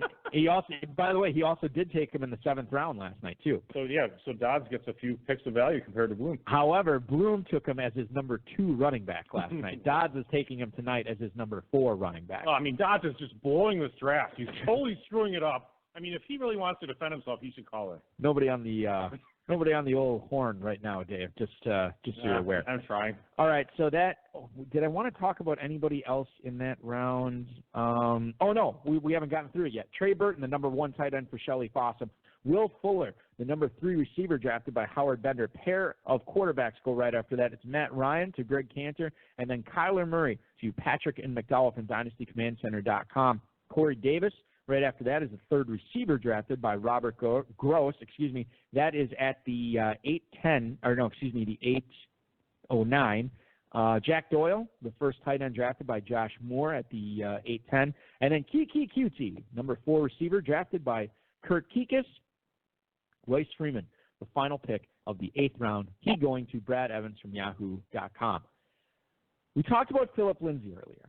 And I feel like a lot of owners got burned by Royce Freeman last year. I saw him go in the 2nd round of some FFPC main events in Vegas as he climbed. Okay, I'm not trying to call out Kimmer, but if I recall correctly, it was I think Kimra took Freeman in the second round of a big payback in Kentucky. Oh, okay. So, well, listen. That it was early. It was still pretty early. Yeah. I mean, I think I might be wrong. Kimra Swisher, by the way, who drafted in this competition on Sunday night for the uninitiated. And I'm not trying to talk crap about her. Kimra's outstanding. We're good pals. And I'll talk to her when we get to Kentucky this year. If it was Freeman, she took him a second, and she'll be funny. She'll be like, "Oh yeah, I made that mistake" or whatever, because we all make mistakes. We all do. So. We all do indeed. So my point that I wanted to bring up with Freeman is he burned a lot of owners last year. What are the chances? English. It's a battle. It's a great second language for everybody. What are the chances that Royce Freeman is actually the guy who outperforms his draft slot in the 8th round, and it's Philip Lindsay letting owners down? Now, you would probably say, well, there's probably not a good chance of happening, but there is a non-zero chance of that. There's totally a chance. So what are your thoughts on that? Let me phrase the question like this instead of dancing around it. Who's the better value, Royce Freeman here at the 8-12, or is it Philip Lindsay at the 403 in tonight's draft? I mean, I'd say the better value is probably going to be Freeman. I mean, he's got the shot. It's pretty tough though, because I mean, with again more recent news, Lindsay is really coming back and reasserted himself. I think that Lindsay is kind of a little bit of a value even right now though. So I think they're both not bad picks. It's kind of a crappy answer, but that's no, I get it. No, people are used to crappy answers on this show, no question. For me especially, but I mean, you can take Lindsay and you can take if you take Lindsay, let's say at the 403, why not take Freeman at the 803? How hard is that? Made sense to me. Royce Freeman, by the way, going to Brad Evans from Yahoo Blitzmania, a.k.a. Jeremy Roach in the chat room. Brad Evans is laying the wood tonight, bringing the noise, tequila shot. So he likes that draft thus far from Brad Evans. Well, keep in mind, he's 2 positions short of a 4-pack, so we'll see how it turns out. What do you mean? He doesn't have any quarterbacks or tight ends. Come on. Quarterbacks are overrated. Tight ends, who cares? Everybody in the FFPC goes crazy on these tight ends. That's 20% of the positions and, 25% of the skill positions. And Brad Evans has 100% of the points. D.D. Westbrook kicking things off here in the 9th round to Brad Evans from Yahoo. That's D.D. Westbrook as his number 5 receiver. Geronimo Allison. Geronimo falls for the 902 tonight. To Kurt Kikas. Jared Goff is backing up Baker Mayfield for Josh Moore. Sterling Shepard, the pick right after that, to Robert Gross with the 904. Mark Andrews climbing up tonight. A little bit higher than he went last night, if I'm remembering correctly. Mark Andrews, the starting tight end for Patrick and McDowell. Ronald Jones is going to be the number 3 running back to Greg Cantor here at the 906, followed by a slew of running back. Actually, we had a big running back run here in the 9th round. Deontay Foreman, Howard Bender. Jalen Samuels, Shelley Fossum. Jordan Howard, David Dodds. Jerick McKinnon, Matthew Treader, Justin Sarkey. Damian Harris, Elliot Chris. That is the running back run in the 9th round. Jones, Foreman, Samuels, Howard, McKinnon, Harris, and Russell Wilson puts the button on the 9th round here as he is the final selection to back up Patrick Mahomes for FFPC Joe Matthew Zimmer. All right, let's look at this here for a second and assess the picks we saw in this round. Dave, again, this is your opinion, but despite these guys going back-to-back, Jalen Samuels and Jordan Howard, I don't think I'm putting words in your mouth when I say you feel there is a deep, yawning chasm between the value of Jalen Samuels and Jordan Howard. I really don't. I think they're actually different players from completely in their usage. I mean, Samuels is the backup, and he's going to get some action. Howard is likely to be the starter in Philly, but I mean, he's splitting time, but in the other direction. And I actually think Samuels is a more talented back. It's kind of tough. It's a weird comparison actually for me. Is the 9th – okay, you see the players who went in the 9th round here. I think there's a big difference between Samuels and Howard and then McKinnon who went next. I actually am not really – Oh, okay. Interesting. Just because he's now pretty definitively behind Tevin Coleman coming off injury. And McKinnon never really proved himself as a player who can carry the load. And even, he was an all right pass-catching back in Minnesota at times. But, I mean, he's always been this, athletic superstar, but never really has put it together as a running back, former quarterback from Georgia Southern. So – I'm not as high on McKinnon myself. Okay, I'll say this right now. McKinnon, what you just said about him, outside of him being a former quarterback in college, I think you could say a lot of those same things about his teammate, the guy who's running ahead of him on the depth chart, in Tevin Coleman. a guy. Tevin Coleman has actually done stuff. He's actually put up decent seasons. He's actually produced as an RB2 in the NFL. But think about when he was given the opportunity when Devontae Freeman went down last year. He had the opportunity to be maybe a top 12 running back, could not seize that opportunity. It seems to me that he would be better in a timeshare type role, even if he is the dominant guy in the lead guy in that committee in San Francisco. I feel like to give him too many touches, too much work might actually hurt him a little bit. But I'm with you. I don't know if I ever buy that argument that much, but whatever. Okay, well, that's fine. You don't have to buy it. I'm not selling it, quite frankly. Tevin Coleman, I still do like better than McKinnon. I think FFPC drafters would agree with us there. Tevin Coleman, Dave, over the last 3 days, going at the 605 on average. Jerick McKinnon has actually fallen to the 1003. So there's your deep yawning chasm between Coleman and McKinnon. Moving on to the 10th round. Let's just move on to the 10th round. The other question I had wasn't great radio. Okay. LaShawn McCoy at the 10:01, leading things off here for Matthew Zimmer. Oh, he's done. That's a lot earlier than last night. Now, just looking at this, Dave, I believe you're right. Just looking at this, what an interesting crew of running backs here for Zimmer. Henry, Geis, Sanders, and then old Coyote, LaShawn McCoy, pokes his nose in there as the number 4 running back, which is interesting considering that if things fall his way in Buffalo, he could be the number 2 running back for this roster for Matthew Zimmer's squad. So interesting there. We'll keep tabs on that. Larry Fitzgerald at the 10:02. I think it was Shane Hallam in the chat room. Shane P. Hallam saying that Fitz in the 10th is a steal. I happen to agree with that. Dante Moncrief here in the 10th round to Treader and Sarkey, followed by Kyle Rudolph as the backup tight end for David Dodds. James Washington is the number 5 receiver, drafted by Shelley Fossum here. Starting quarterback for Howard Bender this year will be Jameis Winston as he goes at the 10:06. Golden Tate and Cortland Sutton, a pair of receivers right after that to Greg Cantor and then Patrick and McDowell. Sutton getting to be their number 3 receiver on their roster. Drew Brees, starting quarterback for FFPC Joe Robert Gross. Marvin Jones is going to be the 10-10 pick tonight, followed by a pair of quarterbacks to end the round. Cam Newton to Kurt Kikis, Ben Roethlisberger to Brad Evans. Talking about these, I feel like the Carolina stack should be something on the menu at a rib joint, but that's what Kurt Kikis could rename his team tonight. Christian McCaffrey, Cam, nice. DJ Moore, and Cam Newton all on the same roster. And whether it's on a menu at a rib joint or whether it's this roster here, I look at the Carolina stack and say, the worst. I thought my Trump was the worst. Well, this is the second worst. Okay, fair enough. But no, kidding aside here, you and I are both big fans of that. McCaffrey, Moore, and Cam Newton all on the same team. Love it. Yeah, absolutely. Why not? I love all those players independently and together. That's even better. Yeah. So the other thing we should mention, and I'll just say this as we get into the 11th round here, for Brad Evans, he took care of his quarterback, so now he's only he's only got 25% of the. He took a quarterback. He took a quarterback. Ben Roethlisberger, so he pretty much doesn't need another one. That guy's great. But he goes Peyton Barber at the 11:01, and now I have to attribute this joke in the chat to whoever said it. Was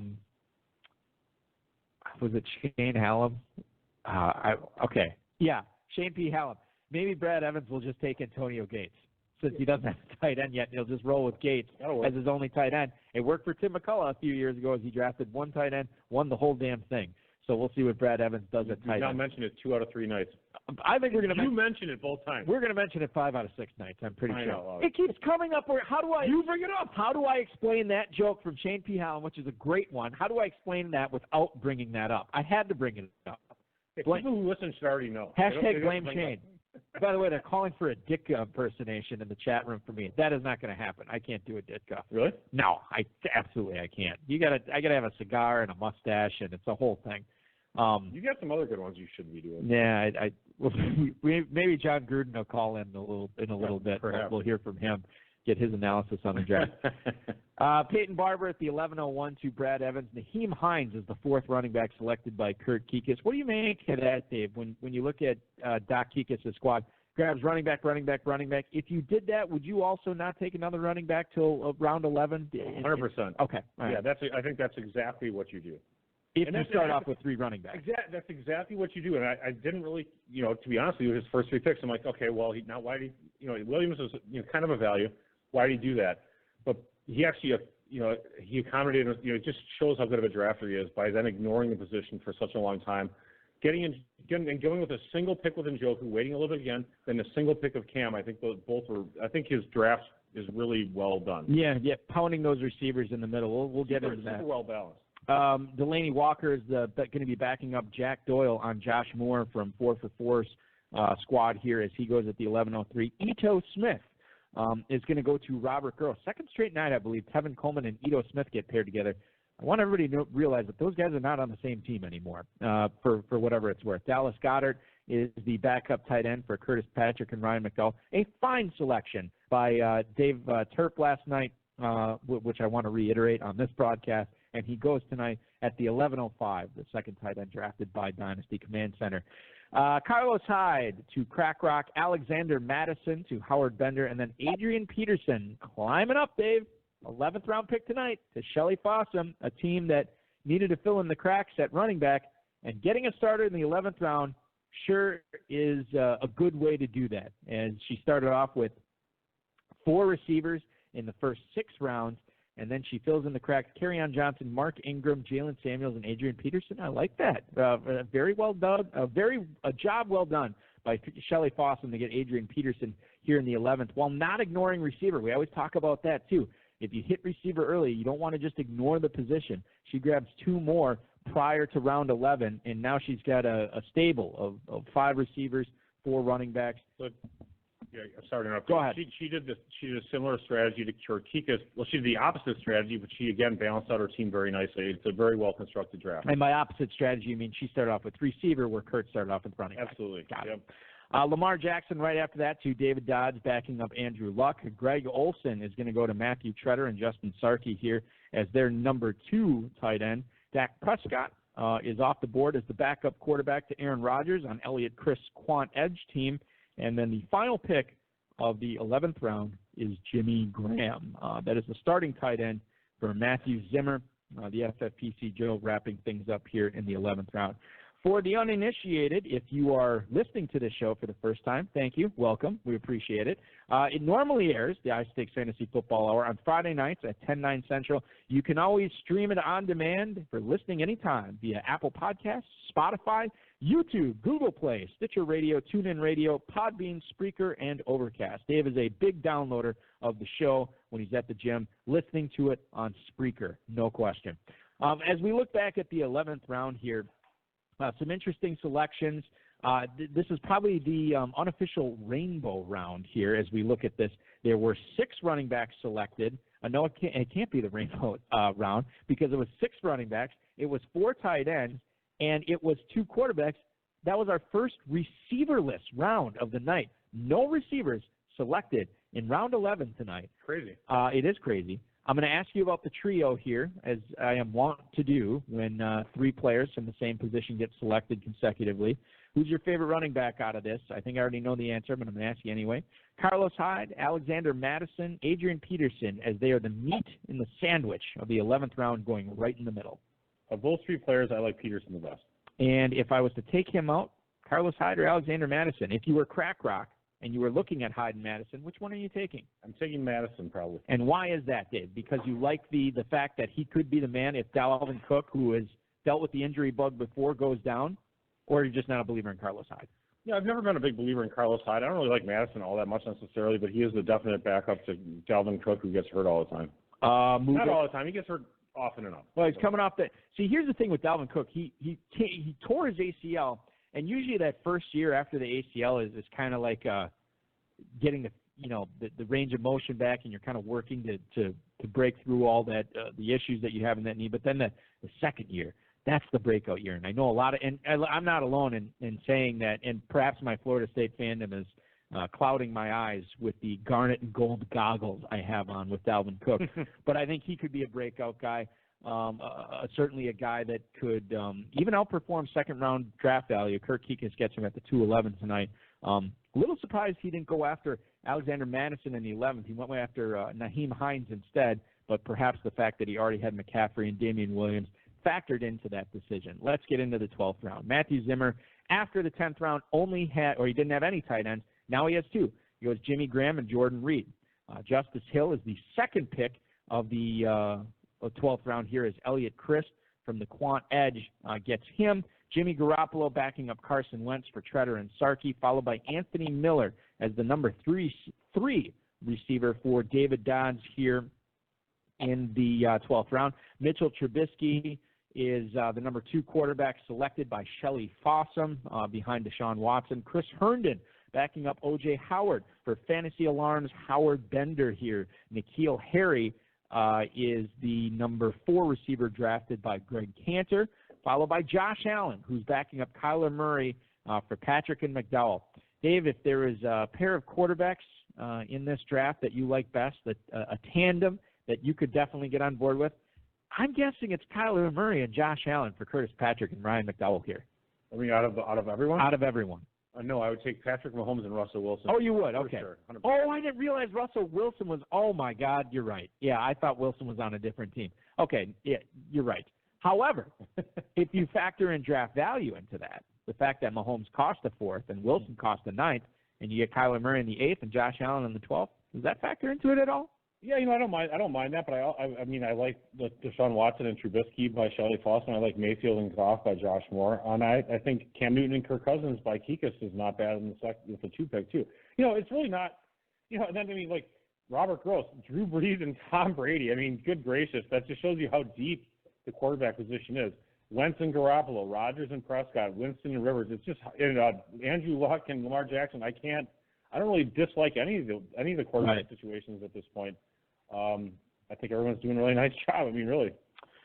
Shane P. Hallam also checking in from the chat room. He has a personal question for me. Always happy to answer those. He wants to know how good Cam Akers is going to be in the NFL. Dave, do you know who Cam Akers is?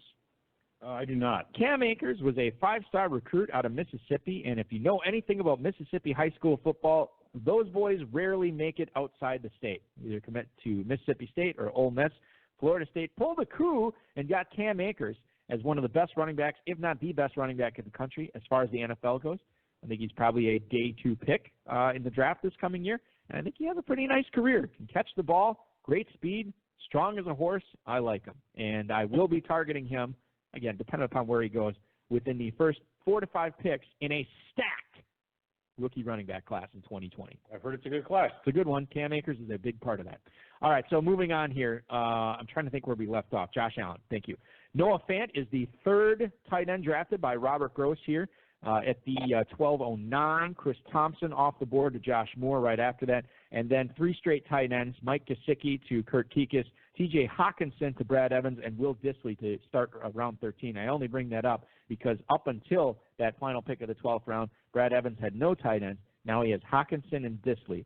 Dave, I don't want you to Dissly this strategy here, but if you wait until round 12 to take a tight end and then you grab 2 of them in Hawkinson and Dissly, that's not terrible. Not great, but it's not terrible. I think it's pretty rough. I mean, Brad doesn't draft a lot in this format, so I get it. I mean, it doesn't sound like it's his fault necessarily or anything like that. I mean, Hawkinson's tough because he's a rookie. He's the most pro-ready rookie, and for all we know, he could have like an Evan Ingram type rookie year. It's just unlikely, right? You have to play kind of the odds. And Dissly is, kind of a just a guy type player. So I just, that's tough. I mean, if I were him, I'd be grabbing like, I'd be grabbing the blanks of the world, and then this other, blah blah blah, and so forth. I'd grab like 5 tight ends if I were him. Really? Okay. All right. Interesting. He has to. He sacrificed it early, so I mean, you got to kind of come back. You got to make it up. Okay, I get it, and certainly there is something to be said for that. Okay, moving on. Kirk Cousins is Kurt Kikas' backup as he is the 2nd quarterback drafted behind Cam Newton for good old Doc Kikas. Emmanuel Sanders right after that to Josh Moore from 4 for 4. That is his number 5 receiver. Tom Brady backing up Drew Brees for Robert Gross.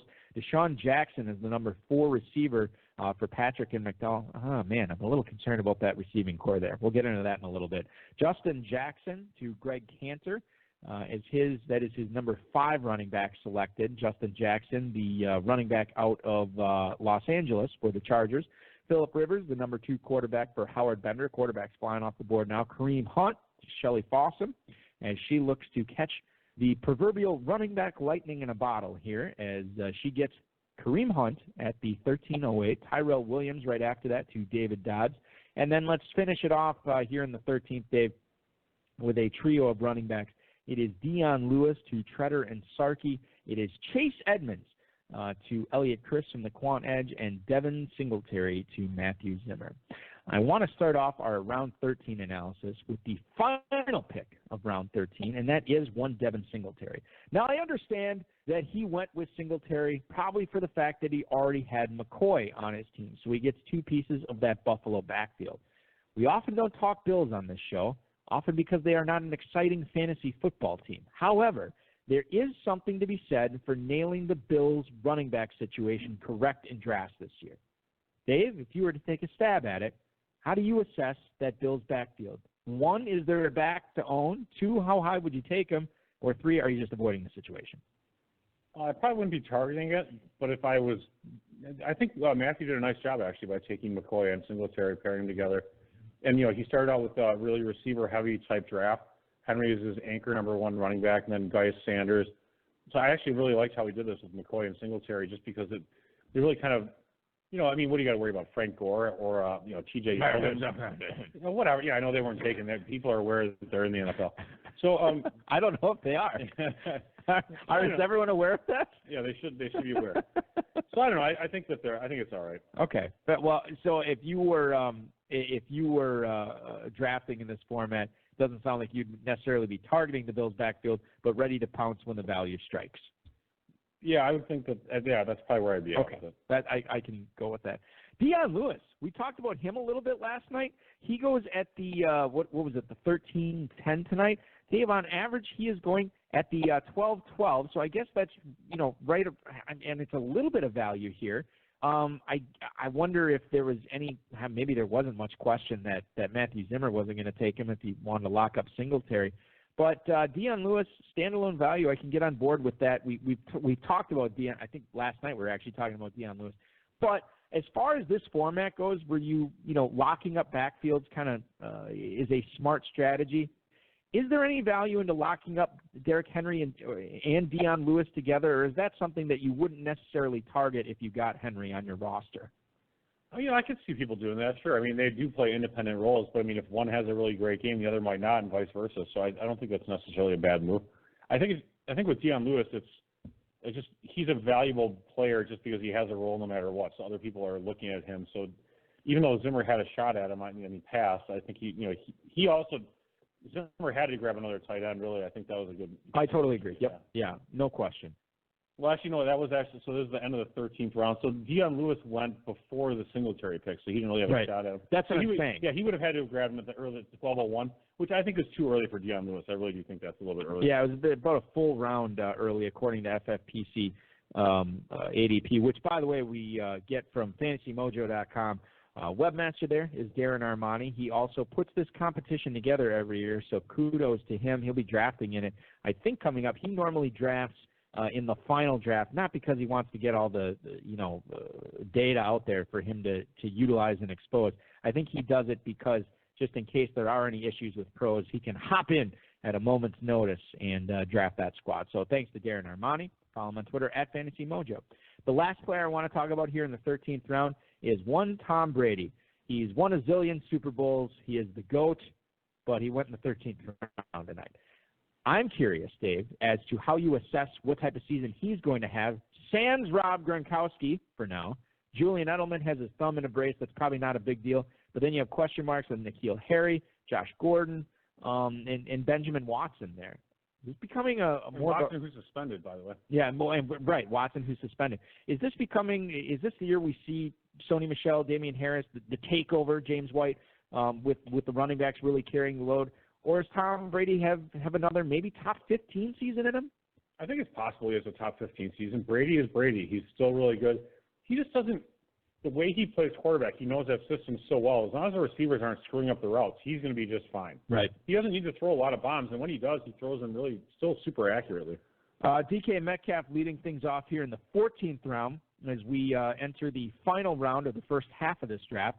DK Metcalf to Matthew Zimmer. Michael Gallup, the second-year guy for the Cowboys going to Elliot Chris from thequantedge.com. Trio of quarterbacks right after that, it's Matthew Stafford. Of course, audio engineer and best friend Bryce's favorite quarterback in the NFL.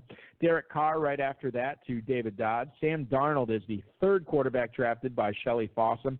Jamison Crowder, the Duke product, now banging up in New York with the Jets. Crowder goes to Howard Bender right after that, who I believe is a Jets fan, if I'm remembering correctly. Kalen Balaj to Crack Rock. That's Greg Cantor taking him there. The speedster John Brown to Patrick and McDowell here tonight at the 1408. Deshaun Hamilton, the number 3, maybe the number 2, maybe the number 1 receiver in Denver. He goes in the 14th round, followed by the third San Francisco running back to go off the board. Tonight it is Josh Moore taking Matt Breida. Paris Campbell to Kirk Kikas, the rookie out of Ohio State. Dart throw. And Paris, the dart throw right, Campbell. He's got a nickname. I mean, once you, it's not necessarily pros versus Joes, but every single year on this show, we give guys weird nicknames for whatever reason or the other. Dante Moncrief is Monte Doncrief. We have Steve Smith was the icon for many years on this show, and now Paris Campbell will be known as Dart Throw from here on out, thanks to probably a stupid comment I made at some point. Well, you said Paris Campbell was a Dart Throw. I believe, was it Ryan Poole who selected him? I can't remember. It was somebody who selected him on Sunday night. Oddly enough, I thought about that a little bit, and it was actually kind of an inaccurate comment because he's obviously not a Dart Throw. He's a player that the team targeted. They drafted him pretty highly. He's only Funches stands in his way, which isn't much other than the fact that he's tall and kind of in the way. Right. So he's really not a Dart Throw, but we're going to call him that anyway from now on. Did you, you're drafting in a bunch of private dynasties, Dave. Did you end up drafting Paris Campbell in any of your dynasty first rounds this year? I did not, and it just kind of didn't work out that way. I was targeting Kyler Murray. I was targeting Annie Isabella, and so in a few of the leagues, I didn't have first-round picks, so it just didn't work out that I got Campbell anywhere. Although I would have drafted him, I just didn't end up taking him. You didn't take him. Okay, well that's fair enough. Now, if you had to do it over again and you were in that spot, by the way, that was Ryan Poole who selected Paris Campbell on Sunday night, and thank you, Ryan, because you helped create a nickname that night by pointing it out on Twitter that Dave called him a Dart Throw. Final pick of the 14th round. Let's get into this here. Darren Waller. So he went, this is Brad Evans from Yahoo, goes tight end. Gets Darren Waller, a guy who, again, does have some pub going for him. There is some hype going for Darren Waller as a third. Now, here's the thing, Dave. I think last night we said Darren Waller as a third tight end, I can get on board with it. However, when your top two are Hockenson and Disley, it's not great. Well, I mean, it's okay. Keep it going. That's fine. I mean, he's a starting tight end in the NFL. He's got 13 more rounds to nab some more flyers at tight end here. I think Brad might be, I think that's a good shot. I think Waller's a solid pick there. It's fine. And as much as we talk about how much he has to hit on tight ends, remember, this is a guy that used, and I'm talking about Brad Evans here, this is a guy who used 5 of his first 11 picks on running backs. He used 5 of his first 9 picks on receivers. So he does have a core there. There is a core of backs and receivers as he attempts to fill in the cracks. I think he's going to be able to take care of quarterback, which he kind of already did. I think he'll grab one more. Tight end is the issue. And I'll tell you what, Dave, this is a perfect setup. Let's go right into the team analysis here. Because you're already doing it? Because I'm already doing it. I'm already like... Your mind is melded into this. I'm like a host from Westworld, man. I'm falling into that feedback loop here, where I'm just like over and over again. I do it without thinking. Oh, half hour to go on the show. Time for the team analysis. So let's get into it with Brad Evans here from Yahoo.com, hitting from the number 1 spot. Saquon Barkley, Nick Chubb, David Montgomery, Royce Freeman, and Peyton Barber are the running backs. T.Y. Hilton, Chris Godwin, Robbie Anderson, Christian Kirk, D.D. Westbrook are the receivers. Tight ends, T.J. Hockenson, Will Disley, and Darren Waller. Quarterbacks are Ben Roethlisberger and Andy Dalton so far. I don't have much of a criticism on this team other than gotta find some tight ends here to try to help you out in this best ball format, like the running backs, like the receivers, even like the quarterbacks, Dave. Yeah, I probably would have, I would have subbed out a tight end earlier, as you're probably well aware. Otherwise, I think the team he did a nice job of quitting himself, but I think tight end is going to kind of hold him back a little bit.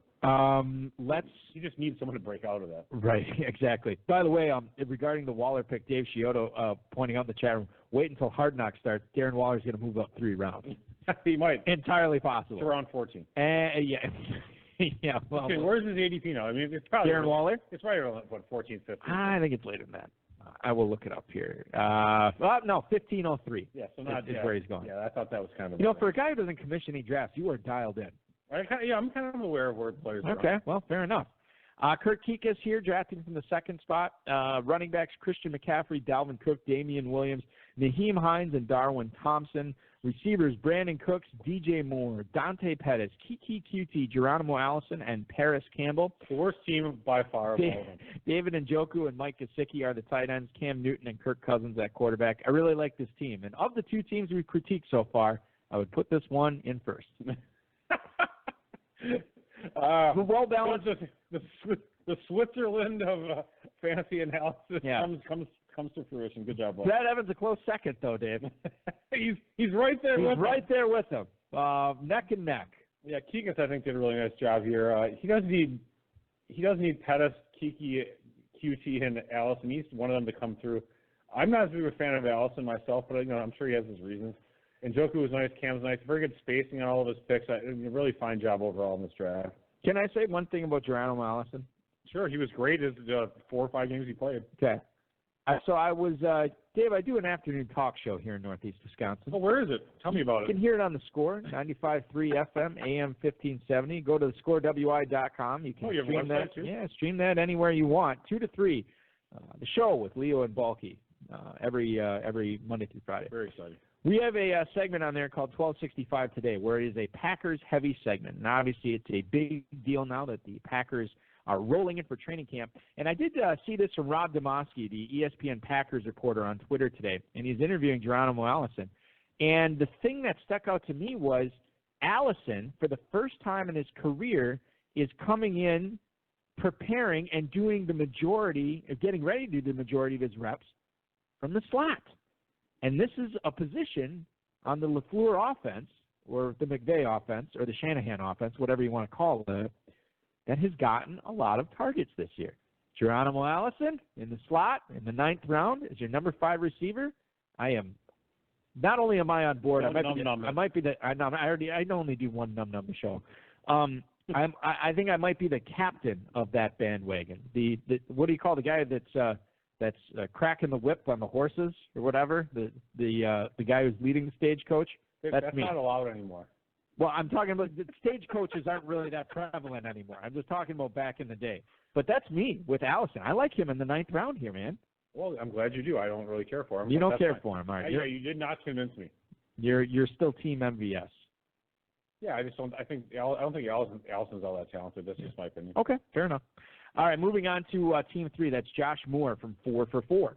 Ezekiel Elliott, James White, Latavius Murray, Chris Thompson, Matt Breida are the running backs. The receivers, Antonio Brown, Keenan Allen, Robert Woods, Marvin Jones, and Manny Sanders. The tight ends are Jack Doyle, Delaney Walker, and Tyler Eifert, who I believe somebody in the draft. Yeah, Shane P. Hallam. This hurts me to say, but Tyler Eifert may actually be a steal if the dude could stay healthy. He basically plays receiver. Quarterbacks on this team for Josh Moore are Baker Mayfield and Jared Goff. So this team, Dave, I look at it. It's balanced. There's some injury questions with tight end, but he already has 3 of them on his roster, so I think that helps. I wouldn't have gone with Mayfield in the 7th round, but I think there is something to the fact that he thought that there could be a quarterback run before he drafted again in the 8th, and he was right, as there were 6 quarterbacks that went off the board, so he got his guy there. Congratulations. Not a big Marvin Jones guy. Emmanuel Sanders, I know he's looking good right now. I just question whether he's going to be able to continue doing this through December. So this is a solid team, definitely a team that I think is going to compete. Yeah, I would agree with that. I like a lot of his picks, actually. I think his first 7 picks are fine. And I really have nothing bad to really say about really any picks at any point. You know what? I really don't. I mean, it's a fine team, and maybe I wouldn't have drafted Mayfield where he did, and maybe I wouldn't have drafted Marvin Jones. But if those are the players he likes, I think he did a really good job. It was, again, a well-balanced squad.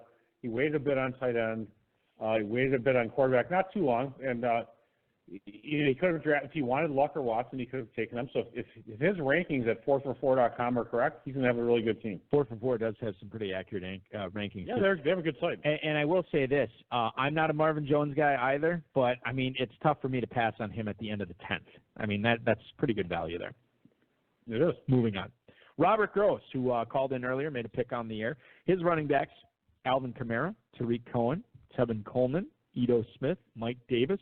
Receivers, Mike Evans, Stephon Diggs, Corey Davis, Sterling Shepard, Deshaun Hamilton. Tight ends are Evan Engram, Eric Ebron, Noah Fant, Gerald Everett. Quarterbacks are Drew Brees and Tom Brady. So I look at his tight end position. I think that's a strength of his team. It came at a cost, certainly, with running back depth. I think Ito Smith can work as a number 4 running back in this format. I think Corey Davis and Sterling Shepard as your 3 and 4s are unspectacular but okay. And then Brees and Brady are great at quarterback. So I think that this team will probably be carried by the tight end depth. So good job there by Robert Gross here, Dave. As we're looking at this league, I feel like this has been the best draft, cumulatively of the 3 so far. I feel like most competitive you're talking about. I feel like the drafters individually did the best. They each did the best versus the other 2 leagues. I think there were more dicey teams in the other 2 leagues, and I think Robert did a fine job as well. Ingram and Ebron.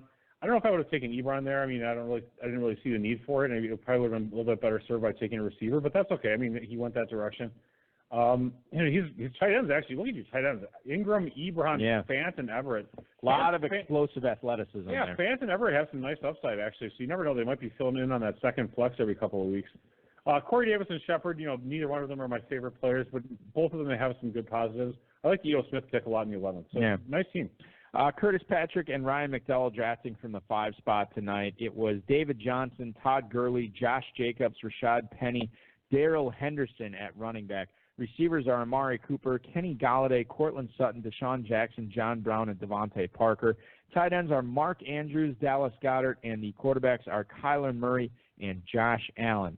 I think I said this earlier in the draft, Dave, that I was concerned about the receivers on this team. I guess to a certain extent I still am, although Jackson and Brown as big play receivers in the 13th and 14th, I think those are interesting picks there. Devontae Parker, seeing what he can do. You're trying to, not to call it Paris Campbell, but there's some dart throws going on there in the 13th through 15th rounds. Running backs are awesome. Really, really love the running backs on this team. And I think they did a really good job at quarterback. Some unproven guys at tight end, I think that's going to be an issue for them. So what did you mention, Paris Campbell? I'm sorry. I borrowed his nickname for rounds 13 through 15. Oh, I'm sorry. Some dart throws. I'm like looking at the yeah, team. No. We're not talking about Paris Campbell. All right. One thing I'm impressed with is being that their dynasty command center. I mean, they didn't go too crazy on the rookies. I mean, they did get Kyler Murray, they got Henderson, they got Jacobs, but they didn't go too nuts though. So I think the team, I think they did a nice job. The running backs, like you said, are fantastic. They need more receivers, but Sutton's not bad in the 10th round. I thought that was a pretty solid value pick there. So nice job overall. Although I don't know why they just took 2 defenses really like that. You take one and then let them go for a while, but just like double dip in a chip. Yeah, take one dip and end it. Yeah, what are you doing that for? I mean, there's other players you could be taking there, and you take 2 defenses. It's cool. I mean, it's kind of trite. Trite. Yeah, I like that. Okay, good enough. All right, one of the more fun teams we've covered this evening, Dave, is Crack Rock. Greg Cantor, who's been a guest on not only this program but the RotoViz.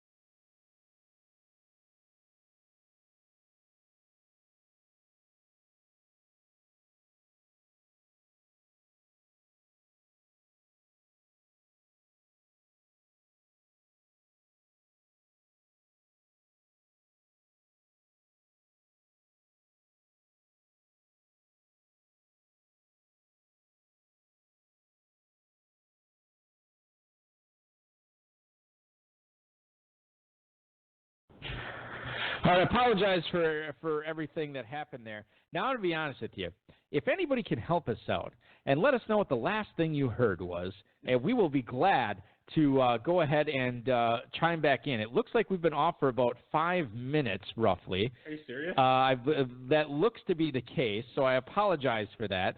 Shane P. Hallam says that we are back. Everybody's hearing us right now. Now, we left off. Now, we were talking about Howard Bender's team. And as we went through it here, I'll just quickly go through it. Running backs, Le'Veon Bell, Melvin Gordon, Chris Carson, Lamar Miller, Deontay Foreman, Alexander Madison. Receivers, A.J. Green, Jarvis Landry, Will Fuller, Jamison Crowder, Andy Isabella, Albert Wilson. Tight ends, O.J. Howard, Chris Herndon, Ben Watson. Quarterbacks, Jameis Winston, and Phillip Rivers. Basically, the gist of this is Dave and I both thought this was a balanced team. He drafted some players that maybe we wouldn't have gone with. However, the team construction is something that we like. The team construction is something that we probably would have gone with, and we do believe this is going to be a competitive team, just not one of our favorites. Don't know if it has that extra oomph to get it to the top of the leaderboard here. He said that we were almost done with the Curtis Patrick team, so we already gave our thoughts on Howard Bender. Let's just talk very briefly about Greg Cantor's team. Well, that's where we left off, because for us it's again, but for everybody else, they didn't know what we talked about with it. So real quickly with Greg Cantor, Leonard Fournette, Kenyon Drake, Ronald Jones, Carlos Hyde, Justin Jackson, Kalen Ballage. Receivers, Tyler Lockett, Tyler Boyd, Golden Tate, N'Keal Harry, Josh Gordon, Kenny Stills. Tight ends, Travis Kelce, Zach Ertz, Austin Hooper. Quarterbacks, Matt Ryan and Marcus Mariota. So, Dave, we talked about how they have the best tight ends in the league. It came at a cost here, and the cost was having Ronald Jones as your number 3 running back. Tyler Lockett is your number 1 receiver. N'Keal Harry and Josh Gordon, pairing those guys was good. I like the Kenny Stills pick. I think that could work out as well. No problems with the quarterbacks here.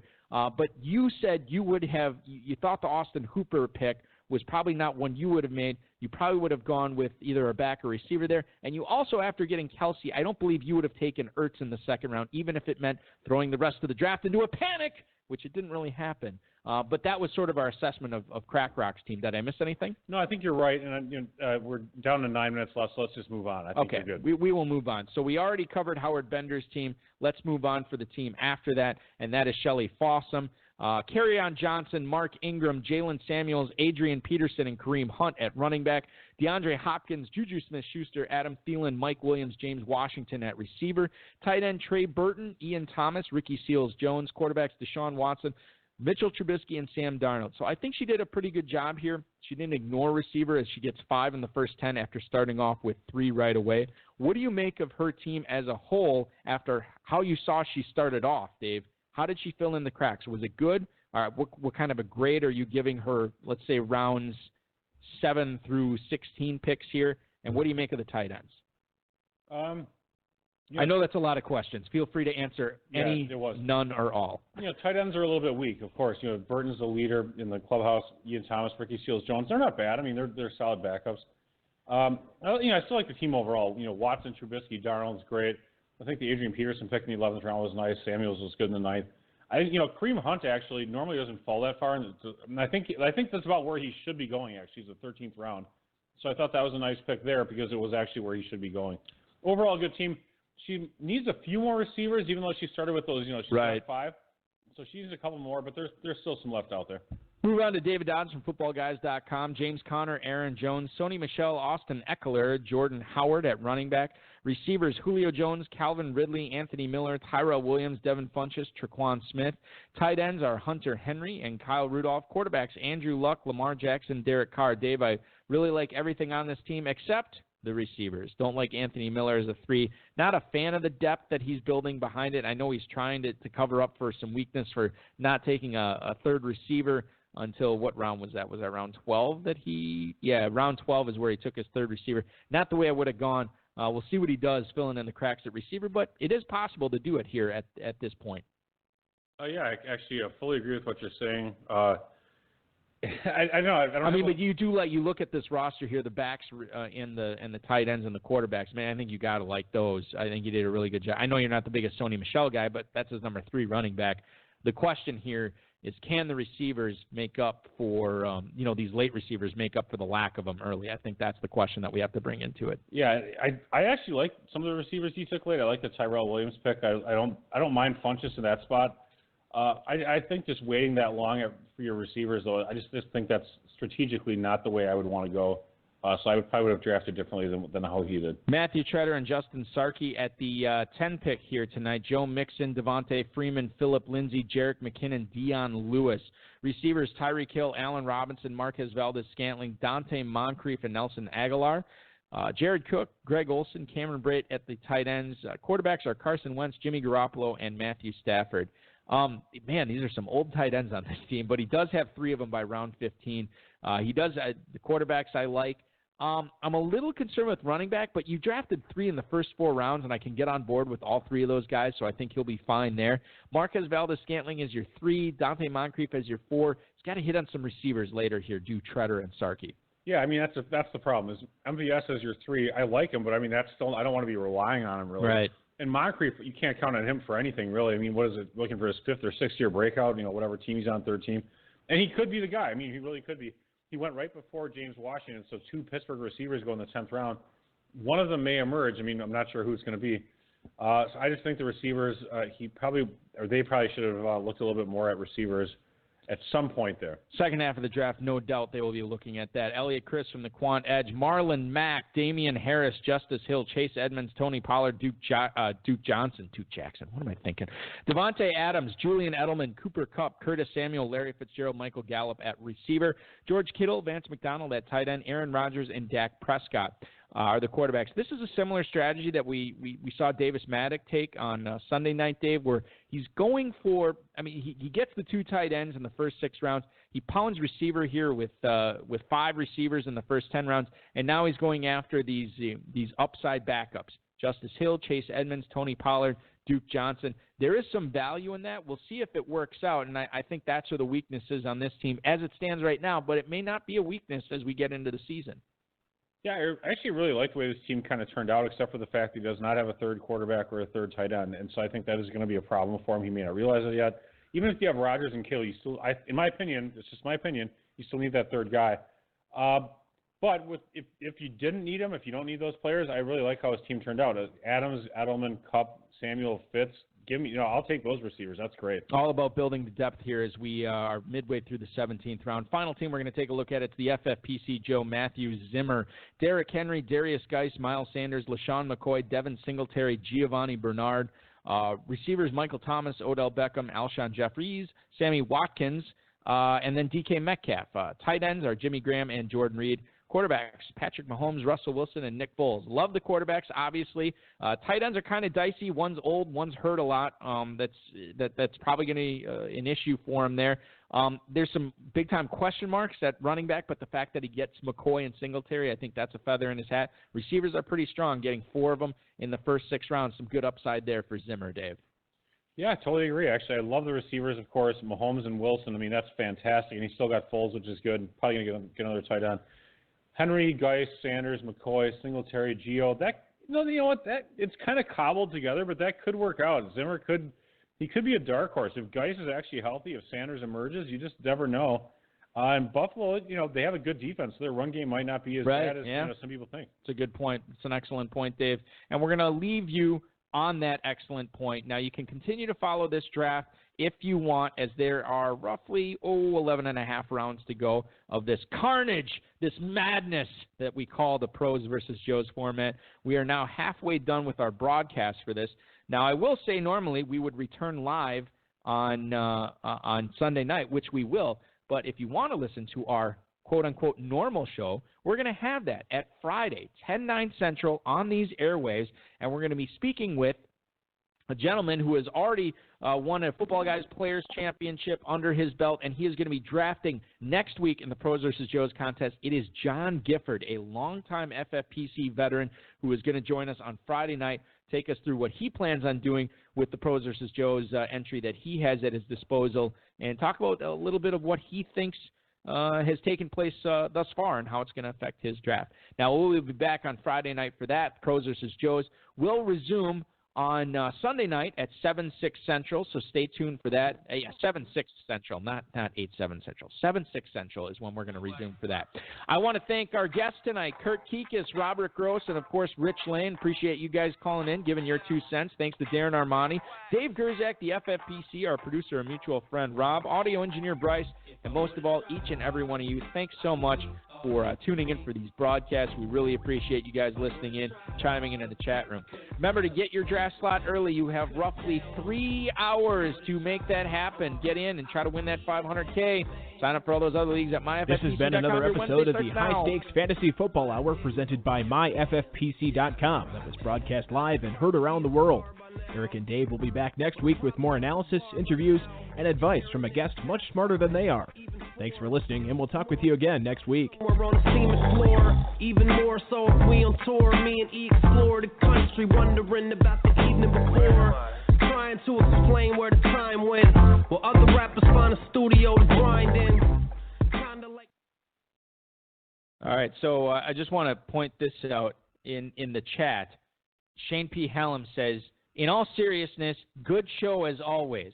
And I almost, no, listen, I almost wrote, thanks, dude, but I realized how disrespectful that would be. That's so true. To a longtime FFPC drafter.